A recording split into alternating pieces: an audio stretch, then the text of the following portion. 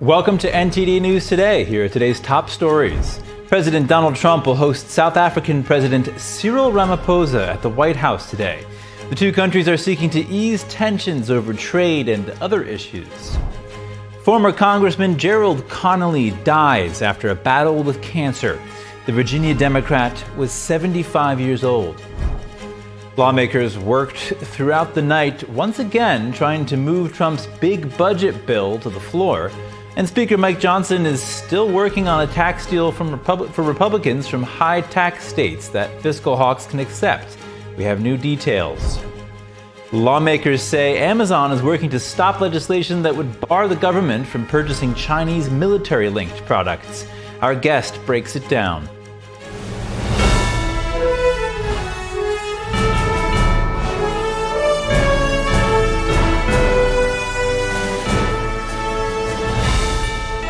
This is NTD News Today, live from our global headquarters in New York City. Today is Wednesday, May 21st. I'm Chris Beers. Former Congressman Gerald Connolly has died following a battle with cancer. His family posted a statement to his X account yesterday following the House lawmakers' cancer diagnosis last year. Connolly's family said he passed away peacefully, surrounded by loved ones. Their statement read in part, quote, "Gerry lived his life to give back to others and make our community better. He looked out for the disadvantaged and voiceless. He always stood up for what is right and just." The family added, quote, "His absence will leave a hole in our hearts, but we are proud that his life's work will endure for future generations." The Virginia Democrat was 75 years old. South African President Cyril Ramaphosa arrived in the U.S. for a high-stakes meeting with President Donald Trump, aiming to mend strained ties. Ramaphosa looks to reset relations with the U.S. over South Africa's land reform policies and its genocide case against Israel. A Trade Ministry spokesperson said Ramaphosa will offer Trump a broad trade deal. He will also present a trade proposal to explore business opportunities for Tesla and Starlink, which includes tariff breaks in exchange for electric vehicle infrastructure investment. The Trump administration cut funding to the country in February and last week granted refugee status to a group of white South Africans it said were facing racial discrimination, a claim the South African government denies. President Trump unveiled new details yesterday about the Golden Dome missile defense shield for the U.S. The unprecedented project comes amid warnings that China is developing new missiles. NTD's White House correspondent Iris Tao has more. We call it super technology. Nobody else has it. Echoing President Ronald Reagan's Star Wars program, President Trump on Tuesday unveiling more details about his Golden Dome project, or what the administration envisions as a multi-layered missile defense system that can protect Americans from all kinds of missiles launched from across the world. The Golden Dome will be capable of intercepting missiles even if they are launched from other sides of the world and even if they are launched from space, including hypersonic missiles, ballistic missiles, and advanced cruise missiles. All of them will be knocked out of the air. While the final input remains unknown, the president says he's asking Congress for a $25 billion initial investment as part of the big, beautiful bill, and that entire project would cost about $175 billion. He adds that it should be fully operational by the end of his current term. Now, there are some concerns about how difficult or expensive this process will be, but the administration sounds confident that they will get the money from Congress and help from some tech companies. You know, some funding is tough and some is easy. When we say we're going to save everyone's lives in a crazy world, it seems to be very easy to get. Some of the new defense tech companies that are very interested in it and can bring missile defense at a cost that I don't think, you said it, Mr. President, is unimaginable in terms of how much lower the cost is. The new investment comes as U.S. military leaders are warning that adversaries like China are building new advanced missiles that are meant to breach the current U.S. missile defense system. According to a chart published by the Defense Intelligence Agency, China may already have a conventional missile that could strike Alaska. General Michael Goodline from the Space Force, who Trump is tapping to lead this Golden Dome project, warns that the U.S. must close such loopholes. While we have been focused on the peace overseas, our adversaries have been quickly modernizing their nuclear forces, building out hypersonic missiles capable of attacking the United States within an hour of travel. It is time that we change that equation and start doubling down on the protection of the homeland. And this new massive project might protect more than just Americans. President Trump says Canada has called to want to be part of it and also get protections. But he says the U.S. is working with Canada on pricing, as they will need to pay their fair share. Reporting from the White House, Iris Tao, NTD News. Lawmakers are meeting this morning. They held another round of overnight work on the budget bill. This time, it's in the Rules Committee. It's last stop before it hits the full House floor. Meanwhile, House Speaker Mike Johnson is still trying to unite his caucus over tax changes. NTD's Melina Wisecup has the latest. On Capitol Hill, a House panel met at 1 a.m. to continue debating the budget bill. That they will gladly allow the American people to serve as collateral damage to the $5 trillion handout to billionaires in this bill. Only in the mind of a Democrat could a 22% tax hike prevention be a bill that's characterized as trash. Only in the mind of a Democrat could giving our soldiers, our sons and daughters in uniform, what they need to be ready to protect us, to keep us safe and free, be a scam. Only in the mind of a Democrat would keeping illegal immigrants from receiving taxpayer-funded social services so that we could sustain those programs for American citizens now and into the future could be a scam or trash. The overnight hearing sparked a battle over whether it's an appropriate time to debate the details of the legislation. If you guys are so proud of shutting down rural hospitals and hurting our farmers, if you guys really think these are such great, awesome, beautiful things to do, like Trump keeps saying, then why not hold this hearing at 1 p.m. and not 1 a.m.? That you did indeed convene a hearing at 1:30 a.m. only a short time ago in 2022.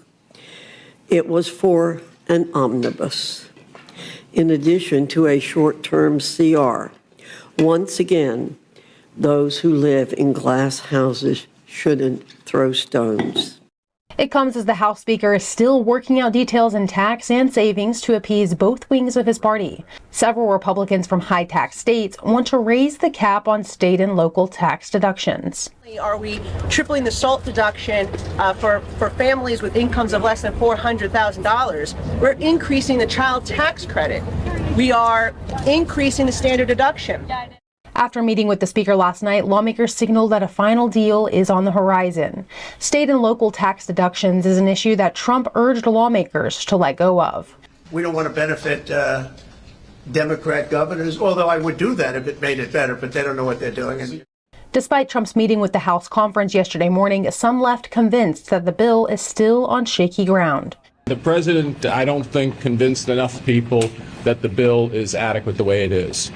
Look, the president called for eliminating waste, fraud, and abuse in Medicaid, and we have not eliminated waste, fraud, and abuse in Medicaid in this bill. Even if it passes the House, it's sure to face changes over in the Senate. There are dials and tweaks on some of the tax issues that our members will want to talk about. The Senate is already working towards breaking up the House's bill. The chamber on Tuesday passed a bipartisan bill to end taxation on tips, part of the big budget bill now working its way through the House. Reporting from Washington, D.C., Melina Wisecup, NTD News. Speaker Mike Johnson says the House is aiming to vote today on President Trump's policy package. Here's the Speaker talking to a CNN reporter. I think we'll be ready. We're going to put it on the floor, and I think we'll have the votes. With all the great things in this bill, everyone's going to have a lot to go home and brag about. So they're excited. Everybody's excited to get this thing to the finish line. And there's a lot of energy and a lot of anticipation. So this is a big day for us. Coming to the floor tomorrow? We plan to do it tonight, if possible. That's my plan. So stay tuned. President Trump's tariffs are facing a legal challenge. 12 states are asking a federal court to strike down the so-called Liberation Day duties. They argue Trump overstepped his authority by declaring a national emergency to impose tariffs on countries that export more to the U.S. than they import.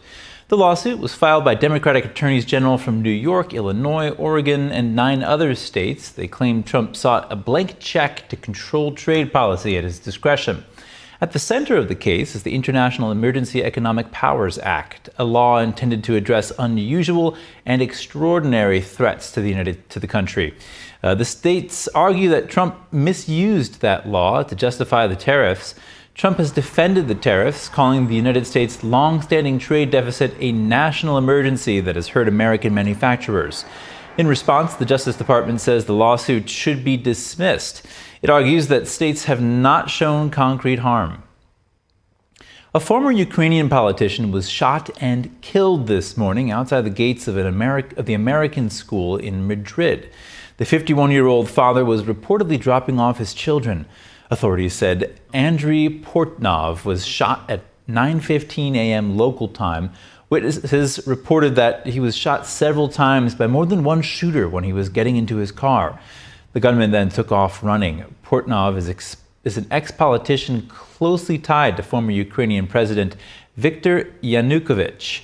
He served as deputy head of the presidential office from 2010 to 2014. During Yanukovych's presidency, Portnov was widely viewed as a pro-Russia political figure. After fleeing Ukraine in 2014, Portnov reportedly lived in Russia before relocating to Austria. It wasn't immediately clear when he moved to Spain. In 2019, Ukraine's security service opened an investigation against him on suspicion of treason. Ukrainian authorities allege that he was involved in Russia's annexation of the Crimean Peninsula. The criminal case was closed in 2019. Another inmate from last week's New Orleans jail escape has been recaptured. State police confirmed last night that 19-year-old Corey Boyd became the fifth escaped prisoner to be captured. According to the Times-Picayune, Boyd is accused of killing a person while trying to break into a car last year. He has been charged with second-degree murder and pleaded not guilty. Boyd was found days after escaping through a hole behind a jail toilet. 5 men are still on the run. Officials say serious security failures made the breakout possible. The Louisiana Attorney General's office said a sheriff's office employee was arrested following the jailbreak. Here's NTD's Christina Corona with more on that story. Sterling Williams, 33, is under arrest after admitting he helped 10 inmates break out of the Orleans Parish Jail. Deputies say the maintenance workers shut off water to a toilet that was blocking a hole in the cell wall, clearing the way for the escape. The group reportedly pried open a faulty cell door, moved the toilet, cut through steel bars behind the sink, and slipped through the gap. Graffiti left behind read "Too easy, LOL," with an arrow pointing to the hole. Officials say the inmates got out while the only guard on duty left to get food. It took hours before jail staff noticed they were missing. Williams said in his arrest affidavit that the escapees threatened to kill him if he didn't help. He also reportedly told police one inmate tried to grab his phone and asked him to bring a book containing Cash App information. Many of the escapees were jailed for violent crimes, including murder. Officials are citing multiple security lapses, including broken locks. Sheriff Susan Hudson, who oversees the jail, says she's taking responsibility. As your sheriff, I take full accountability for this failure, and it is my responsibility to make sure it is addressed with urgency and transparency. Williams faces 10 counts of principal to simple escape and malfeasance in office. Authorities suspect that multiple sheriff's office employees may have been involved. 3 have been suspended so far. On Tuesday, the first staff member was formally arrested. Christina Corona, NTD News.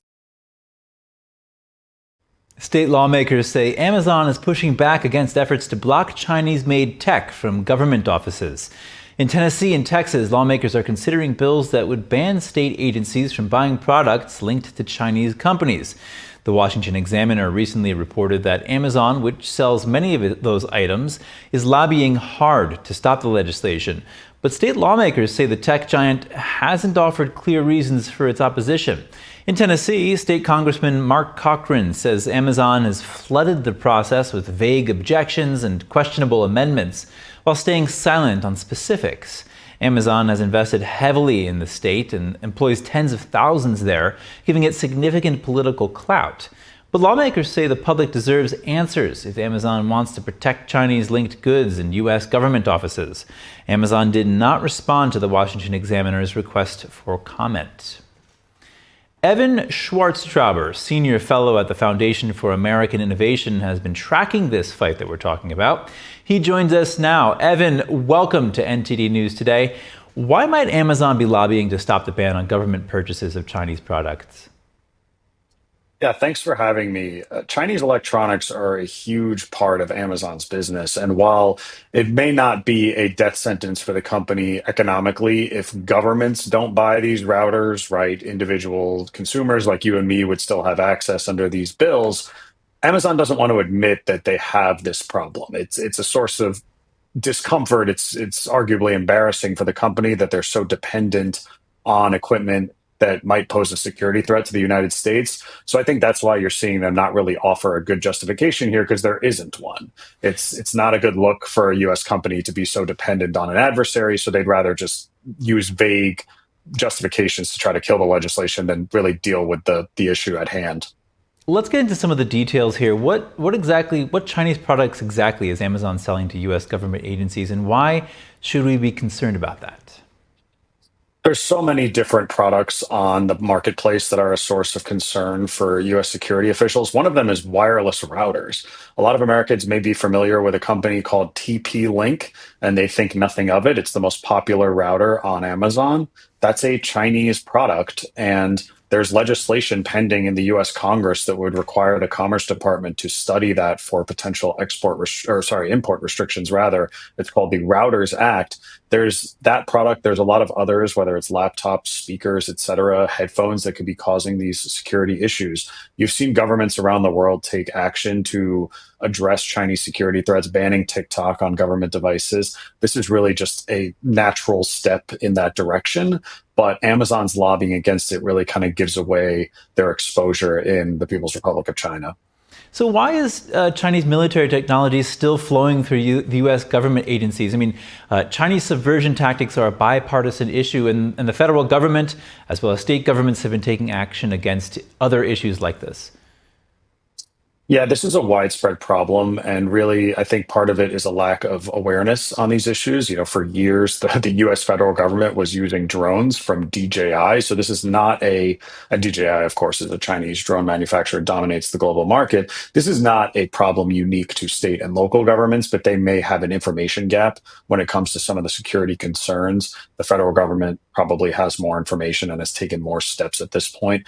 But this goes back years. There were just many years where governments didn't realize that a lot of these products were a potential problem. You had carriers in the United States who offered mobile service, buying Huawei 5G routers and 4G routers. So part of this is kind of cleaning up our act and catching up to where we should have been years ago. But part of it's also that China and the U.S. have gotten more confrontational and have had a relationship that has gone south in recent years. It's not the 2010 U.S.-China relationship anymore. And I think now we're catching up in terms of our technological inventory and really trying to clean it up. And U.S. companies like Amazon really need to pick a side at this point. It's really untenable to be advocating for the interests of the PRC while the U.S. government is trying to de-risk.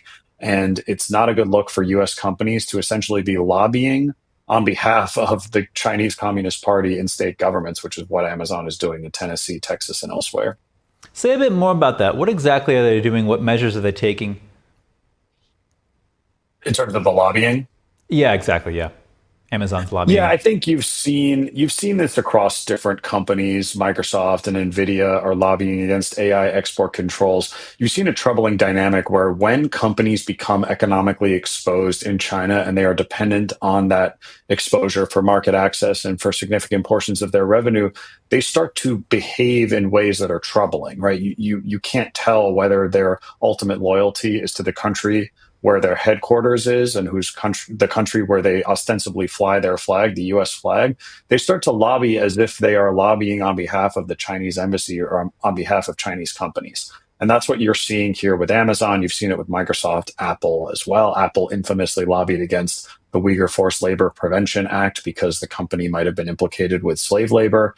So this is just the unfortunate side effect of U.S. companies getting entangled with a dictatorial regime, and they start to behave in ways where you really have to question their priorities and question their loyalty. And I think that's why when lawmakers in Tennessee say to Amazon, why are you lobbying against this bill? They don't have a good answer, because the answer is that they're exposed and they're in a bad place and they don't really know what to do about it. Wow. Yeah, it's just really so concerning, especially considering that the Chinese government is The U.S. State Department says that the Chinese government is perpetrating genocide against its own people. What are state lawmakers doing to stop this that the federal government hasn't?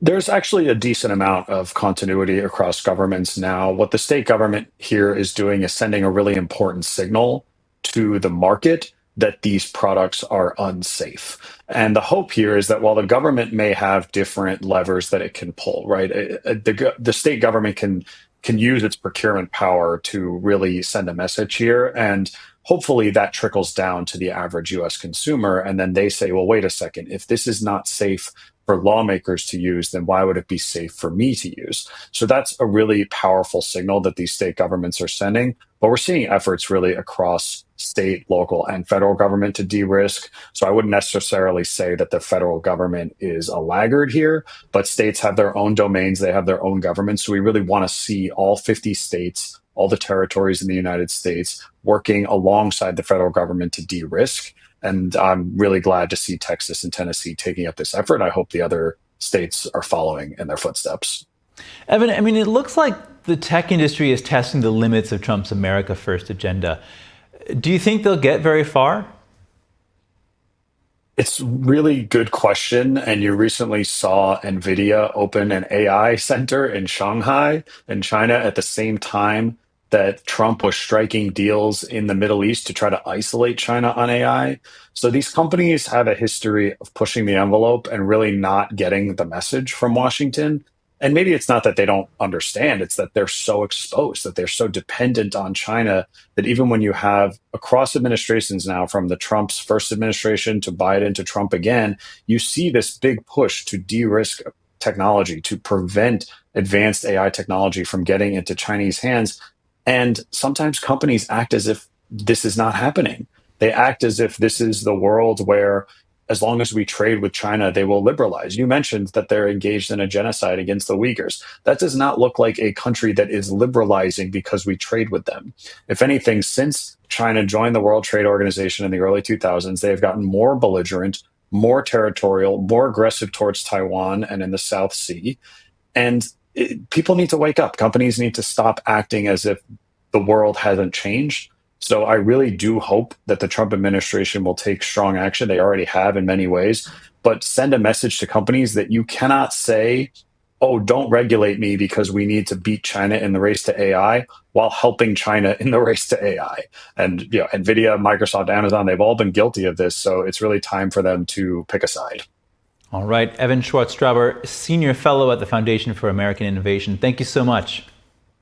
Thanks for having me. Moving on, Nvidia CEO Jensen Huang praised President Trump's move to do away with some of the Biden administration's chip export curbs. Speaking in Taiwan at the yearly Computex conference, he said the Biden rules cost his and other U.S. companies billions of dollars in sales. According to NBC, he said the moves were too restrictive to U.S. chips in China and therefore created the opportunity for Chinese companies to fill in the gaps. Biden had said his restrictions were necessary to keep China from developing its chip technology. NBC reports Huang saying Nvidia controlled 95% of the Chinese market at the beginning of the Biden administration, compared with 50% today. The Trump administration says it plans to remove some of the Biden-era restrictions and replace them with his own. Secretary of Education Linda McMahon is testifying before the House Appropriations Committee for the department's 2026 budget request. Let's tune into that. Fine. But it's the children and the grandchildren of hardworking Americans will suffer. And they will fall further behind those whose families enjoy enormous wealth and privilege. I do not believe the American people want larger classes, fewer teachers, but that is exactly what you are aiming to deliver. I do not believe students and families want you to turn a blind eye to predatory, for-profit charter schools and colleges. But you appear prepared to continue to let scammers steal the money and the educational dreams of hardworking families and aspiring graduates. I understand the administration is eager to find a way to give yourselves a tax cut, but by doing so and dismantling public education is indefensible. Your actions are lawless. They reek of disdain for public education, and they are hurting the most vulnerable in our nation. Education is not a handout. Education is not waste, fraud, or abuse. As a leading Democrat on the Appropriations Committee, I assure you that I will never stop fighting against this dangerous dismantling of public education, which is undermining and jeopardizing the futures of millions of children in this country.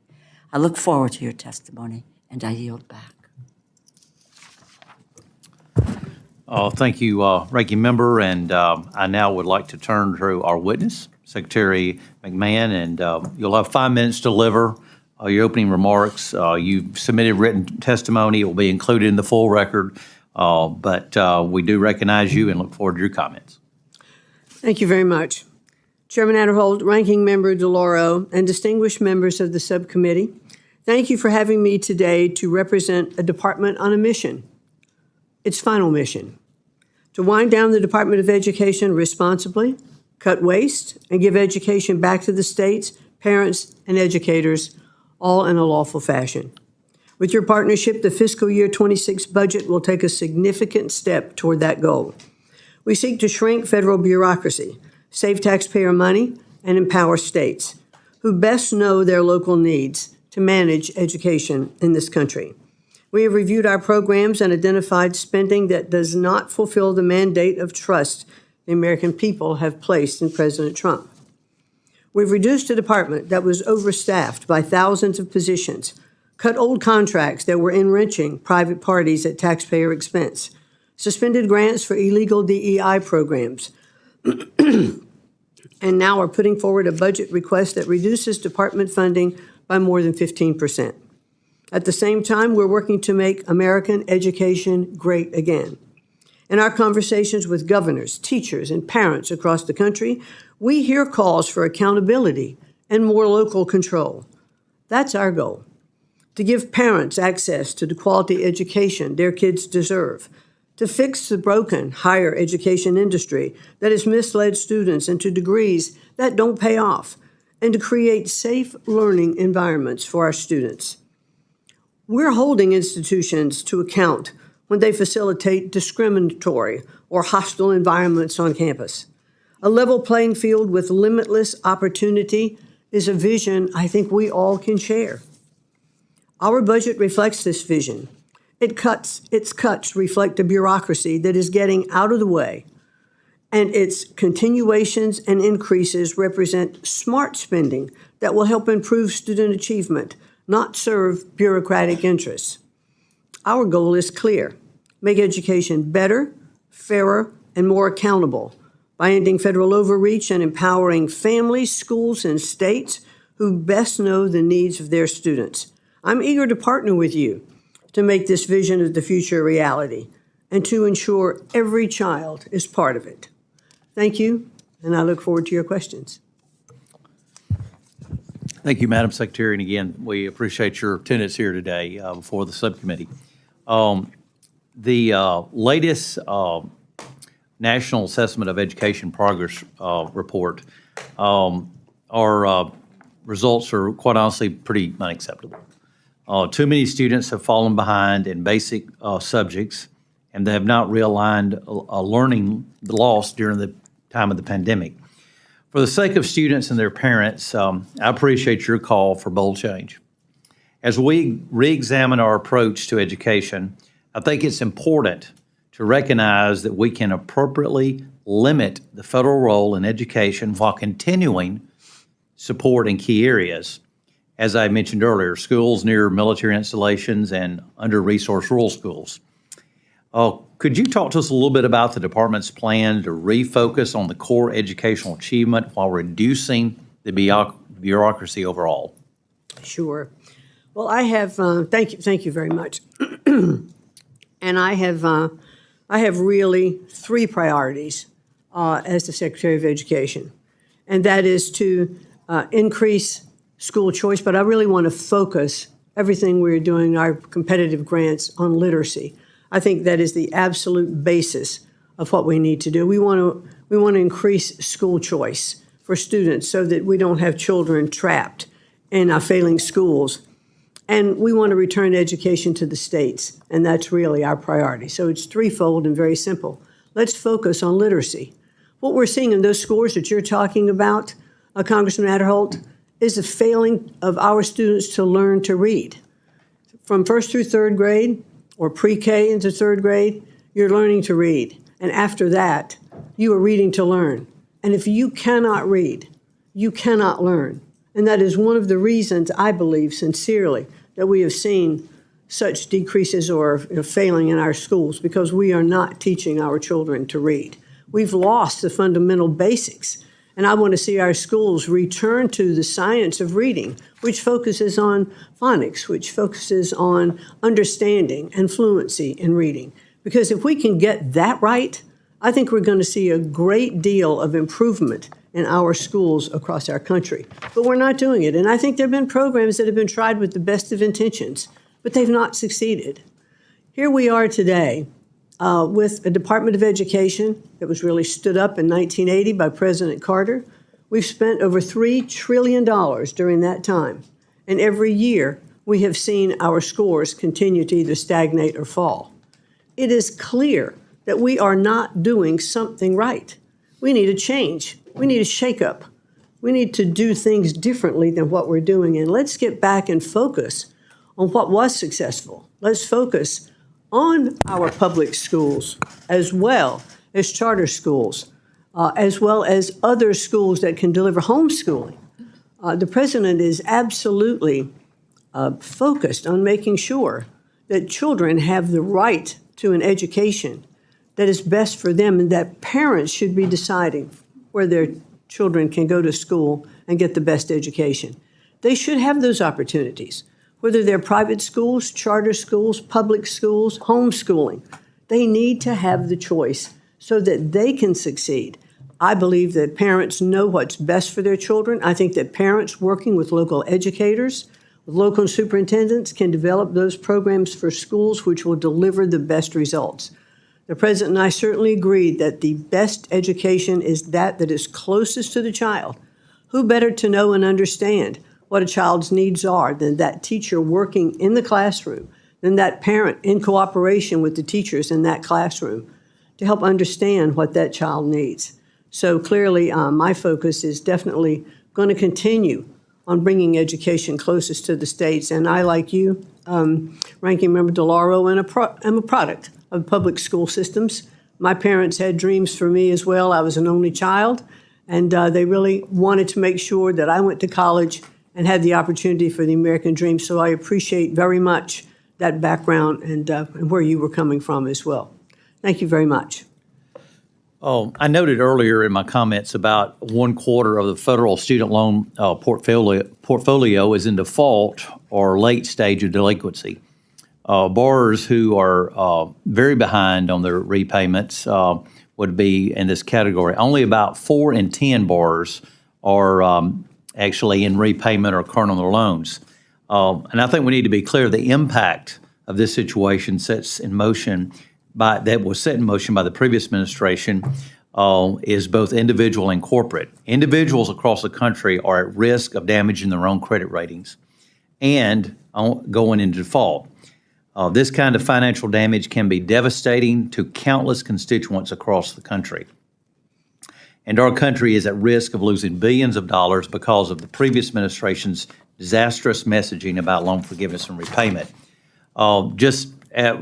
My time is fading away, but if you could just briefly tell us how the department is facilitating an orderly return to repayment, including directing struggling borrowers to available resources to help them get back on track. Well, thank you. And I think that is one of the keys. We are directing them through our website, studentaid.gov. They can go and look at the different payment option plans that they can be part of to repay their loan. You're absolutely correct that we have lost hundreds of millions of dollars. I understand that COVID was part of some of those programs. It was right, I think, to take a step back during COVID. But once COVID ended, we should have resumed collection on those payments and voluntary payments. And I do believe that the past administration, with confusing messages that they were sending about loans being forgiven, et cetera, I'm not too sure why anybody would have stepped up and paid if they thought it was going to be forgiven. But we've put a program back on track now. We sent letters on May 5th.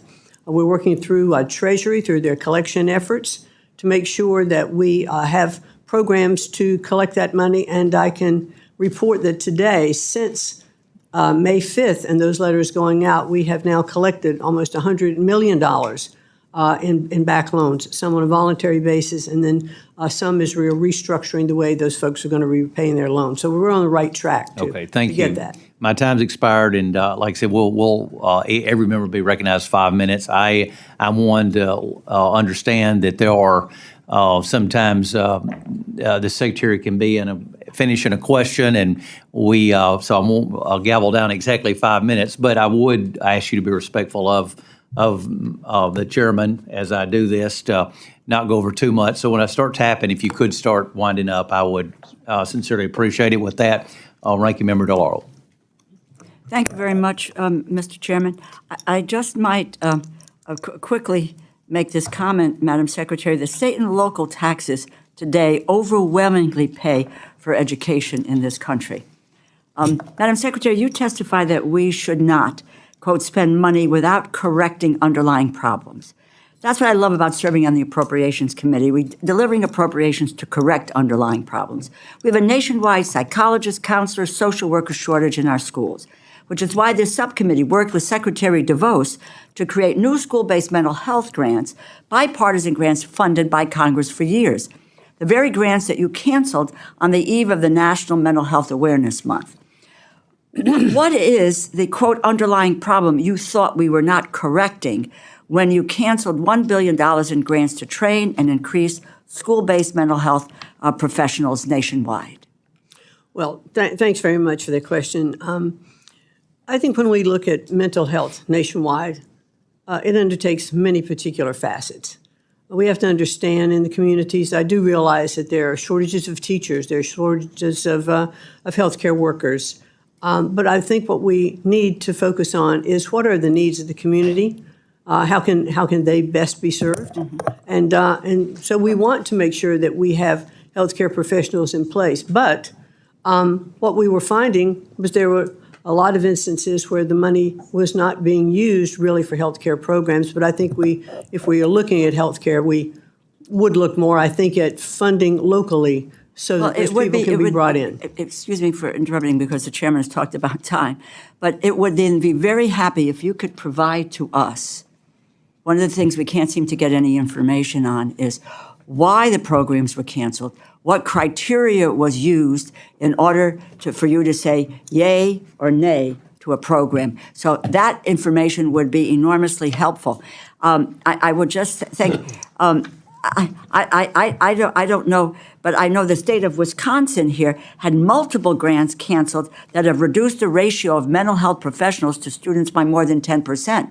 You've not answered the question about the issue of mental health, and that we've got a nationwide problem in mental health, and we've let all these people go. Guilford County, North Carolina, used their grant to help provide mental health services to 1,000 additional students, reducing rates of chronic absenteeism. Did you consider the success of these programs before you canceled them? Well, they've not been canceled. They are continuing at this point, but they might not be continued as we go forward. And I will get back to you on that. Well, please do, because these grants, as I understand it, were canceled, as I said, on the eve of the National Mental Health Awareness. So, and in Wisconsin, the grants were canceled. North Carolina, there are many, many other examples of grants that were canceled, and we too will look into the that effort. In 2024-2025, Congress appropriated more than $200 million for school-based mental health services grants and the mental health service professional demonstration grants. Are you freezing or withholding funding that Congress appropriated in 2025 for mental health services for students? Do you commit to us to following the law, fully obligating the funding that Congress appropriated for mental health services for students, and to obligate those funds by September 30th of this year? Or are you planning to break the law by impounding congressionally appropriated funds? Well, I can certainly report to you, Ranking Member, that we are evaluating every single program. We're looking at it very carefully. We are continuing or not continuing some funds as we look at them. And as we go forward, in the budget, I am happy to get back to you. Well, but the point is, a careful evaluation of the programs that are going forward. With all due respect, this is money that was appropriated. It is in the 2024 a budget, which is what we are now dealing with. And so I have to understand from your answer that in fact you are not going to abide, maybe you're not going to abide by the 2024 numbers. So that means that you plan to break the law by impounding congressionally appropriated funds. Yes or no? We are going to abide by the law. Then that means, I just want to say, that means that you are going to spend the dollars appropriated by this subcommittee to carry out those programs as directed in the 2024 budget that we are living under for 2025. So that means by September 30th, that money will be expended for all of the programs that are listed. We will abide by the law. Okay, thank you. I'm happy to do that. Will you have a second round, Mr. Chairman? We're going to try. Okay, thank you. Mr. Milinar. Thank you, Mr. Chairman. Madam Secretary, appreciate you being with us today. I, along with Senator Tim Scott, co-chair the School Choice Caucus, and I was really pleased to hear your priorities, your focus on accountability, local control, empowering parents and students. And one of the things that become very clear to me is this need for families to have options. And you've spelled out a number of different options that are available. Can you tell me what you plan to do and any initiatives you might take that would expand options for parents and students? Well, certainly we are going to support, if you look at the numbers that are in the president's budget, he's also including an increase of $60 million for charter schools. The president absolutely believes, as do I, that the more choice that parents have, the better off the students are. And we've seen that repeatedly in different states. Governor Reynolds in Iowa has talked about how in introducing school choice programs in her state that public schools have improved. There's competition among the schools. Scores are better when they have the opportunity, to compete, and schools can do what they need, and parents can put students where they know they will thrive in different, whatever that school program is. I mean, we've looked at different schools. I was talking to Governor Stitt from Oklahoma yesterday, and he was telling me about one of the special schools that they've set up in Oklahoma is relative to, now I forget the exact title, but it was mechanics for airplanes. And he said, look, in my community, this is very, very strong. And so part of the schooling that we are developing for those is to having these students in secondary education already looking at these kind of programs so that when they graduate, they're ready to move right into the economy. So I think we have to reimagine education totally, because look, when I was coming along, when my kids were coming along, everything I said to them was, you need to go to college. You have to have a 4-year college degree in order to get a foot in the door to start your life, to make a good wage. And while I still believe in in higher education for many, many students, I think that's not the right pathway for every single student. And I think we need to focus on the programs in those communities, in those schools, and give local communities the opportunity to develop their curriculum, as I mentioned with Governor Stitt, around what is necessary needs for their community. We'll have more success. We'll have higher graduation rates. We'll have students stay in school when they can focus on subjects that are of interest to them. And I just think that that's going to be incredibly important as we move forward in how we look at our education landscape. Thank you very much. And I want to turn to the influence of the Chinese Communist Party in our educational system. 2 years ago, I asked your predecessor, Secretary Cardona, if he was aware of efforts by the Chinese Communist Party to influence the U.S. education system, and I was surprised. He told me he wasn't really aware of that. Are you familiar with the efforts by the CCP to influence American education? By things I have heard, yes. And one of the things that we are stressing very, very much under Section 117 is to make sure that these colleges and universities are complying with the law and reporting to us when they have received donations over the $250,000 minimum. We found that there are many that are not doing that. One of the things that we've put in place is to make sure that as universities are looking at their hiring practices, what kind of vetting are they doing with those particular professors that they're bringing in, or students that might be coming in on campus? What can be that effect and that influence? But it is very important, I think, for us to know how much money is coming in from foreign countries. Thank you. And last year, our Select Committee on the Chinese Communist Party released a report, CCP on the Quad, and it detailed how federally funded research at universities has advanced the CCP's military goals. We also highlighted concerns about how many American universities have joint institutes in China where they partner with Chinese universities. As a result of this scrutiny from our committee, UC Berkeley, University of Michigan, Georgia Tech, and Oakland University have all ended these joint institutes, and there are a number more that could be ended. I'm asking if you would consider leading an effort across the administration to work with those remaining universities with joint institutes to close them so we don't have continued efforts by our, in many cases, taxpayer dollars helping with the Chinese military-industrial complex funding. Well, we certainly are investigating a lot of those universities who do still have those ties, and I would like to work with you to make sure that we are operating our universities in the best interest of the people of the United States and our government. Thank you. And I'm sure the Confucius Institutes are on your radar screen. Sometimes their efforts morph into something very similar called the Confucius Classroom. Is that something that we can work with you on to prevent that malign influence into our K-12 system? Sure, I'd like to and enjoy working with you on that. Thank you very much. I yield back, Mr. Chairman. Thank you, Mr. Milnar. Ms. Boyer. Thank you very much, Chairman. And again, as I promised, I came back. The President instructed you to take all necessary steps to facilitate the closure of the Department of Education. Did you check with your counsel or legal advisors as to whether or not you had authority to accomplish that request? The President's executive order and his direction to me was to take those steps to lawfully shut down the Department of Education and to work with Congress to do that.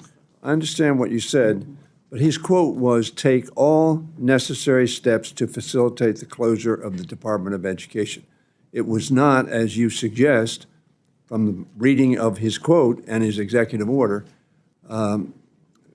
inclusive of consistent with the law. But that's your interpretation of what he said? I would like to look at it again and get back to you, but I do believe he said to lawfully close down the Department of Education. At least let me rephrase and say that is clearly his direction to me. We both know and understand that the Department of Education cannot be closed unless Congress votes to do that. So my goal, when I came on board, and he asked me how I thought we could do that, and I said my goal would be to work with Congress so that we could have transparent programs. I would like to, at the end of this program that I'm working on, as we try to bring up our test scores and work with our local states to bring education back to the states, to make sure that states have best practices and the tools to deliver those best practices. And so by sharing them with Congress, I would hope that Congress would look at them and say, eventually, I believe that this is going to be in the best interest of our students. This is not taking away funding. This is having funding go to the states for Title 1A, for IDEA. That is continuing. It may flow through in a different tranche. Okay. As you know, we have time constraints. Okay. I hear you. Having said that, does the budget that is submitted to the Congress of the United States for fiscal year 26 include full funding for those programs that the Congress has authorized and directed be established and carried out? Well, as you know, Congressman, we are dealing with the skinny budget. at this point. Not all of the programs have been put into the full budget of the president, but I can tell you that the Title I-A funding and IDA funding is fully funded under the Let me ask last you budget. about Yes. that. I have a table that shows me about $4.3 billion were established for those programs and are going to be, those 18 programs to which I think you refer, are going to be put down into a single grant of $2 billion. Can you tell me, now that's a $2.3 billion, that's about a 55-60% reduction. What will not be done, is A, accurate that we've taken 4.3 down to 2.8 or 2 billion? Is that accurate? Well, let's be clear about one thing, though. The Title I-A funding and IDA funding is in full. Correct. So they're not part of the 18 that is being compressed. So the 18 programs that you mentioned Yes. are really, they will be compressed into $2 billion, which will operate like a block grant to the states, where I think they can best be utilized by understanding what is needed in the states and the communities. So when you say we're not, I understand Title I, but almost always when we talk about block granting programs, we make very, very substantial substantive cuts in the availability of resources for the programs that are covered. That is my reading of 18 programs going into, which we are now spending $4.3 billion on, down to $2 billion. It seems to me that is eliminating very substantially, without authority from the Congress, programs that the Congress has enabled and directed be undertaken for the American people. Well, let's look at it this way, if we could. We are eliminating regulations and red tape that a lot of these different grants had with them, and therefore they're going to require less compliance with regulations in order to fulfill the mission of those grants. Madam Secretary. If I could just finish this one thing. Sure. One stat that I think was impressive to me was that 47 cents of every dollar that goes in for these kinds of programs is spent on regulatory compliance. We want to get rid of that. Let the money flow to the states, and I think we're going to see more money available in the states with less red tape. My time has expired, but I came here in '81. President Reagan talked about getting rid of fraud, waste, and abuse. The deficit was increased by 189% under President Reagan. Fraud, waste, and abuse, nobody on this panel, on this side or that side, wants to have fraud, waste, and abuse. We all agree on that. That is not what you're cutting out when you take 55% or 60% reduction in 18 programs. I guarantee you. Thank you, Mr. Chairman. Thank you, Mr. Chairman, and thank you, Secretary, for being here this morning with us. Let me start by saying it's amazing to me that our colleagues on the other side of the aisle want to defend an agency that I believe has become an abject failure. If you look at the stats of students across the United States, the reading scores have plummeted, the math scores have plummeted, we are not doing well in science, and we have to do something different. You mentioned Oklahoma and Governor Stitt, and in Oklahoma, we have certainly adopted charter school programs and have expanded school choice, and I think it's important to talk about why school choice is so important. You have students attending Good Shepherd, which is a school in Oklahoma that is focused on making sure that our students with developmental disabilities, particularly with autism, have the opportunity to attend a school that meets their needs. You have Mission Academy, which is a school that helps children who are battling substance abuse. It's a very unique environment for them to be able to leave a public school, in many cases that they've been in, and be able to get a specialized education, but also address the issues of substance abuse with these young people. So I applaud what you're trying to do. I think it's important that we look at the results. That's what we're looking for here. As a mother myself who decided to send my children to a private Catholic school because I wanted them to get a faith-based education, that was my choice. And I appreciate that. And it is frustrating to me to hear my colleagues, talk about how great education is when we know the numbers say something very different. So I want to start with that. I applaud your efforts to return education to the states and reduce the bloated DC bureaucracy. In 2023, the average U.S. Department of Ed employee made $112,000, and the average teacher in my home state of Oklahoma made $61,000. As you know, under President Trump, the department was the smallest cabinet-level agency, but controlled the 6th largest budget.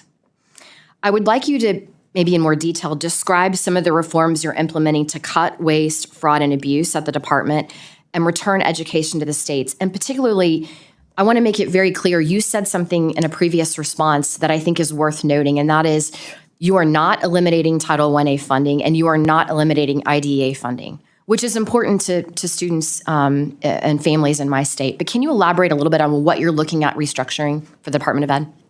Certainly. Well, first of all, we did look at numbers of employees we had at the Department of Education, and based on the fact that we are looking to wind down the department, we started looking at, was there overlap in the number of people that we had? So we did reduce the department by about half, but we brought some back when we really evaluated all of our programs. I think we've looked at them very carefully. We wanted to make sure we had the right number of people doing the right number of jobs. We are doing that. We are delivering on all of our statutorily required programs. We haven't missed a beat on those. And so I'm happy to report that. And so I think that was a big thing. But when you also look at rent, when you look at utilities, when you look at building space, we've decreased that footprint. So we're having savings there. But other ways we're looking at savings. We have examined some of the contracts. One of the things we've talked about here are the NAEP scores, the Nation's Report Card.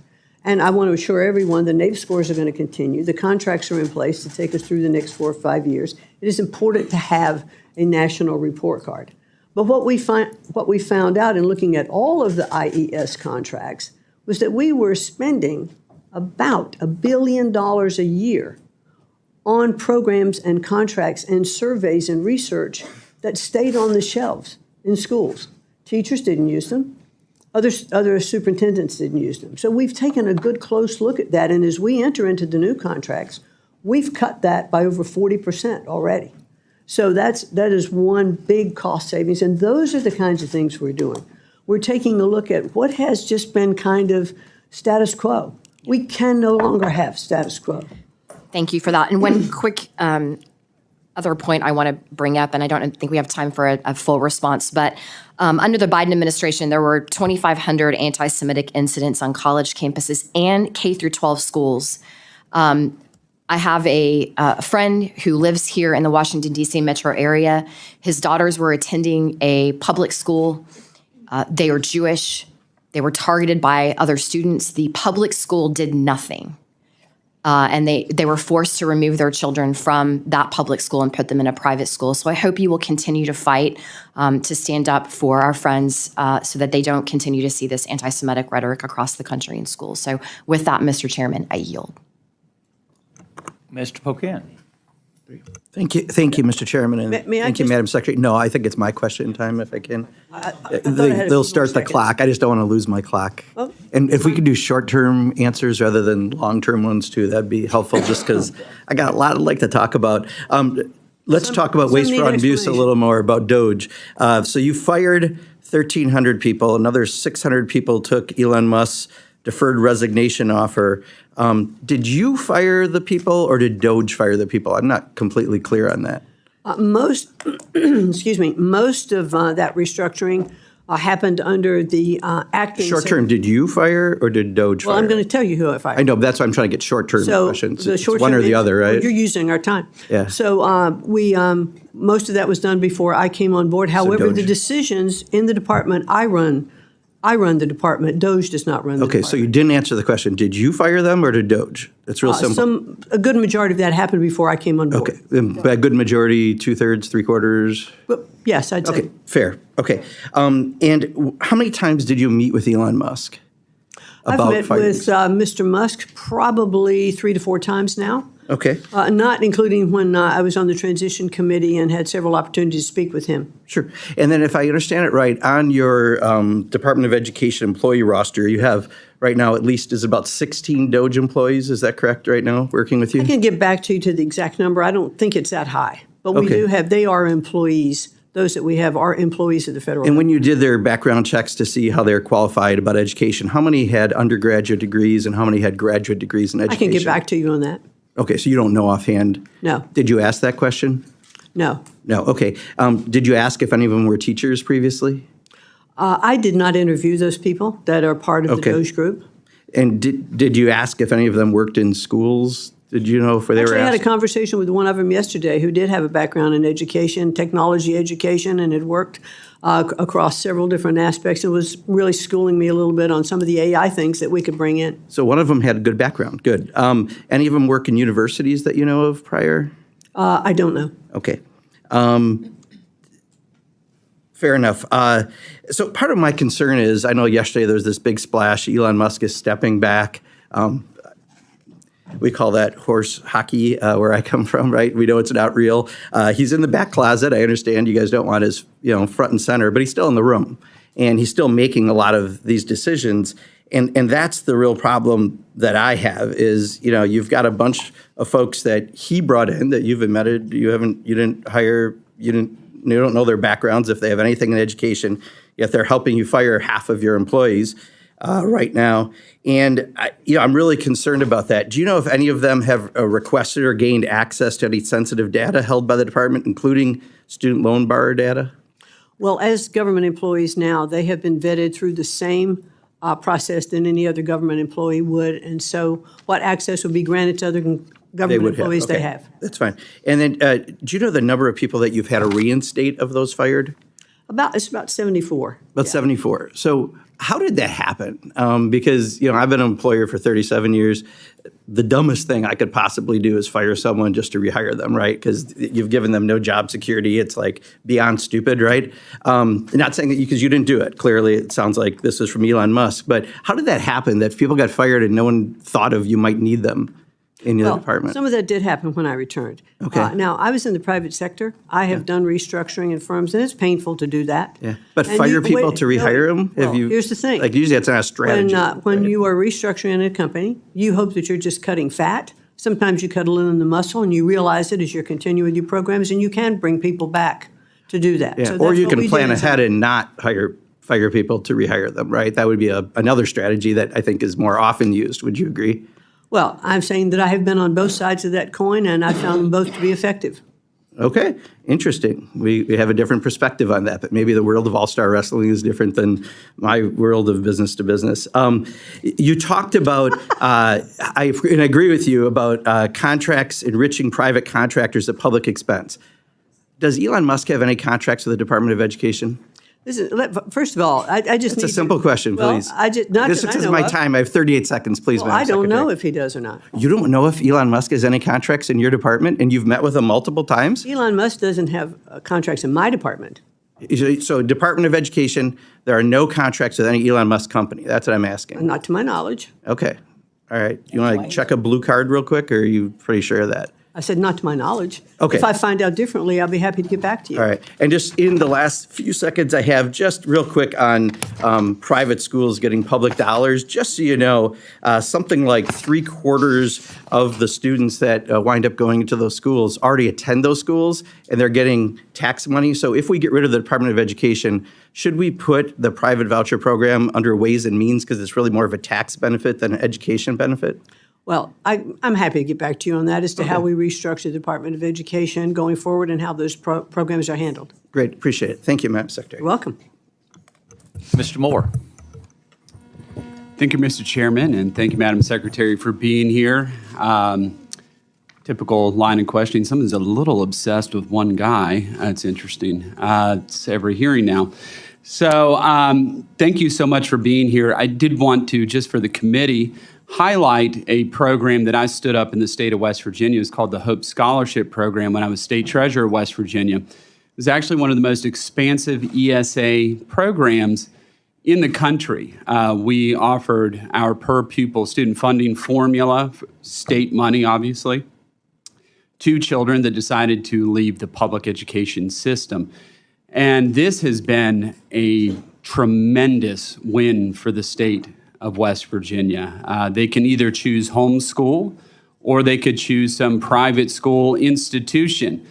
And we have seen, just since I started that program in 2021, our standard, our academic achievement in our test scores have increased by 3%. So a state like West Virginia, that's a really big deal. Now, our state, my state of West Virginia, we are one of the poorest states in the country. So we receive per capita more federal funding than most of the states. Compared to, say, like a wealthy state like Connecticut or New Jersey or Massachusetts, they're not receiving the same type of money that we are because we struggle in this. Now, that said, we spend more per capita on our kids, on education, than most states in America. And it's been a failure.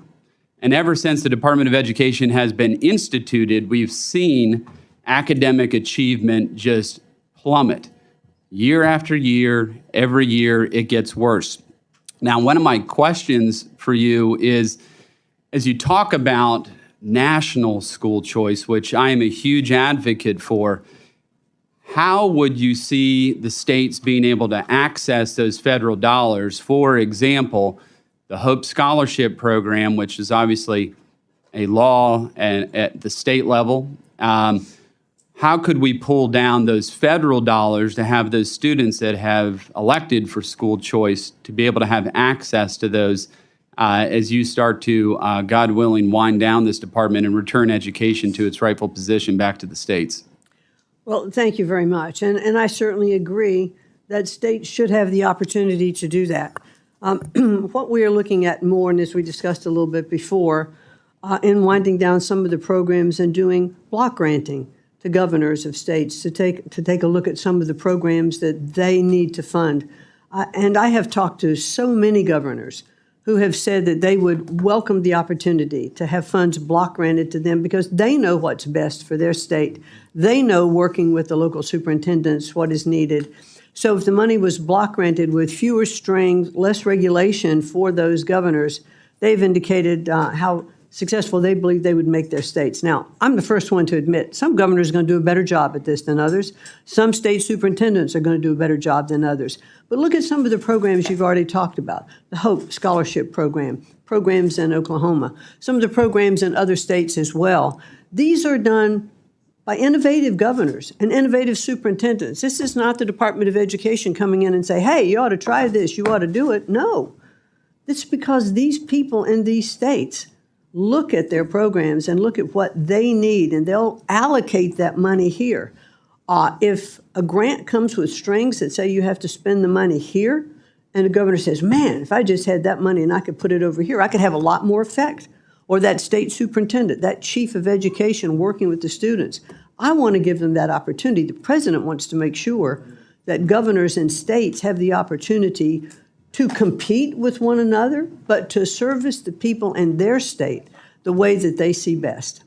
Well, thank you for that answer. And myself, my children, we use the Hope Scholarship. We've elected for school choice. My kids are in Catholic school, just like Representative Bice here, as her children went as well.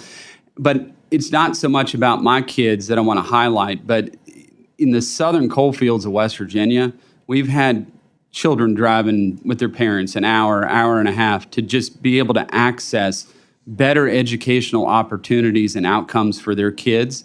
And the thing that drives me crazy is so many people are like, oh, this is a giveaway to the rich so they can send their kids to private school. Newsflash, they're already sending their kids to private school if they're rich. It's not really a determinant factor.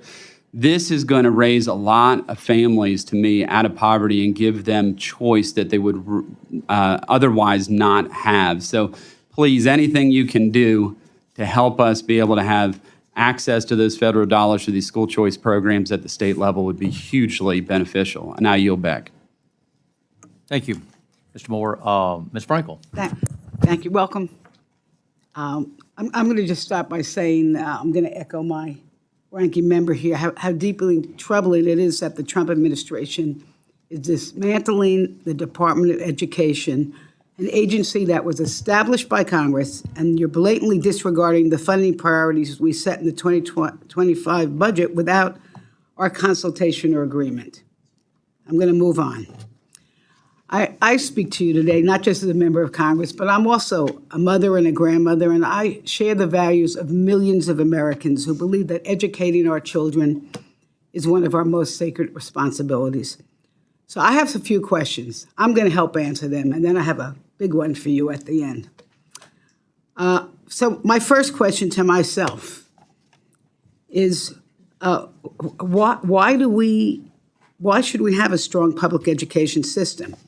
And the answer to that is because when we educate our children, we invest in their future and ours. A quality public education empowers children with the knowledge, skills, and confidence to pursue their dreams. It opens the doors to better jobs, higher earnings, and more fulfilling lives. It fuels economic growth and strengthens our democracy. Now, let me be clear. I am not opposed to parents using their own money to send their children to private school, but it is a strong public school education system that ensures that every child, no matter their background or zip code, has a fair shot at success. So my next question for me is, should education only be a state issue? And I answer no, because education is not just a state issue. It's a national responsibility, one that requires a shared commitment from local, state, and federal governments and from civil society. Federal support helps close the gaps, enforce civil rights, and ensure all schools have the resources they need. Without it, those gaps will only grow wider. And while the states administer education policy and local control is important, it's the federal oversight that guarantees fairness, accountability, and equal opportunity. That was a hearing featuring Secretary of Education Linda McMahon testifying before the House Appropriations Committee for the department's 2026 budget request. McMahon spoke about her department's priority to shift power over the federal education system from the federal government to the public, to the states. Trump, of course, called for the dismantling of the Department of Education. Next, Speaker Mike Johnson says the House is aiming to vote today on President Trump's policy package. Here's the Speaker talking to a CNN reporter. I think we'll be ready. We're going to put it on the floor, and I think we'll have the votes. With all the great things in this bill, everyone's going to have a lot to go home and brag about. So they're excited. Everybody's excited to get this thing to the finish line, and there's a lot of energy and a lot of anticipation. So this is a big day for us. Coming to the floor tomorrow? We plan to do it tonight, if possible. That's my plan, so stay tuned. A rare moment of unity on Capitol Hill. The Senate has unanimously passed a bipartisan bill to eliminate federal income taxes on tips, an issue that's gained traction on both sides of the aisle. Democratic Senator Jackie Rosen of Nevada brought the bill to the floor, championing relief for service workers who rely on tips to make ends meet. But the politics behind the vote are more complex. A similar provision is also in a separate Republican tax bill making its way through the House. The reason for the vote yesterday was Senate Democrats wanted to advance the measure while at the same time opposing the Republican tax bill. The House now has two paths forward: pass the Senate version or fold the provision into the larger Republican package. Speaker Mike Johnson will have to make that call. Still, not everyone agrees this is good news. Some analysts warn that eliminating tax on tips could unintentionally hurt the very workers it's meant to help. The Economic Policy Institute says it may undermine pay increases for workers, expand the use of tipped work, and create new avenues for tax avoidance. Joining me now to discuss is NTD News contributor and host of the Can We Please Talk news commentary podcast, Mike Leon. Good morning, Mike. Democrats and Republicans don't pass bills unanimously very often. What happened with this one? They do not, Chris. Good to see you first and foremost. I haven't seen you in a while. This is something that, and I'll echo what Ted Cruz kind of said there yesterday as he was asked about this. Like, in this time of political division and partisan divide, the fact that we were able to unanimously come together on this bill is startling. Like you just mentioned, right? We haven't had some type of bill like this. But let's look at the political part of it before we actually dive into what the bill actually does for workers. The big political part of this, and you saw this yesterday when Trump, obviously during the campaign trail, he talked about this specific thing and how it would affect folks. Jackie Rosen represents Nevada. She knows her constituents. That's a large state with a huge casino industry, huge industry that relies on tips. He introduced this plan. A Republican president introduced this plan. She's a Democratic senator that knows that this will affect her constituents. They know that as we head into 2026, voters are going to remember certain things like this when it affects their pocketbooks, when it affects their dollars, and especially when it affects, how they make their livelihood and what could increase to their livelihood. They're going to remember these type of things. And so the political football in all of this is the way I'm looking at it, Chris, because I think right now Donald Trump has relayed that message to members of the House and Senate. We have to start passing legislation because the midterms are coming up. And you heard Mike Johnson just say before I came on in that package, this is going to be something that we can take out on the road, right? What does on the road mean? Town halls, tell people we've enacted legislation and this is how it's going to affect you. So I think that's what the big thing that was the takeaway for me yesterday with this bill reaching unanimous consent. And Mike, this bill has, of course, reached unanimous consent in the Senate. However, there is a provision for no tax on tips in the tax bill making its way through the House right now. Why do you think the Senate is pursuing a separate bill for this?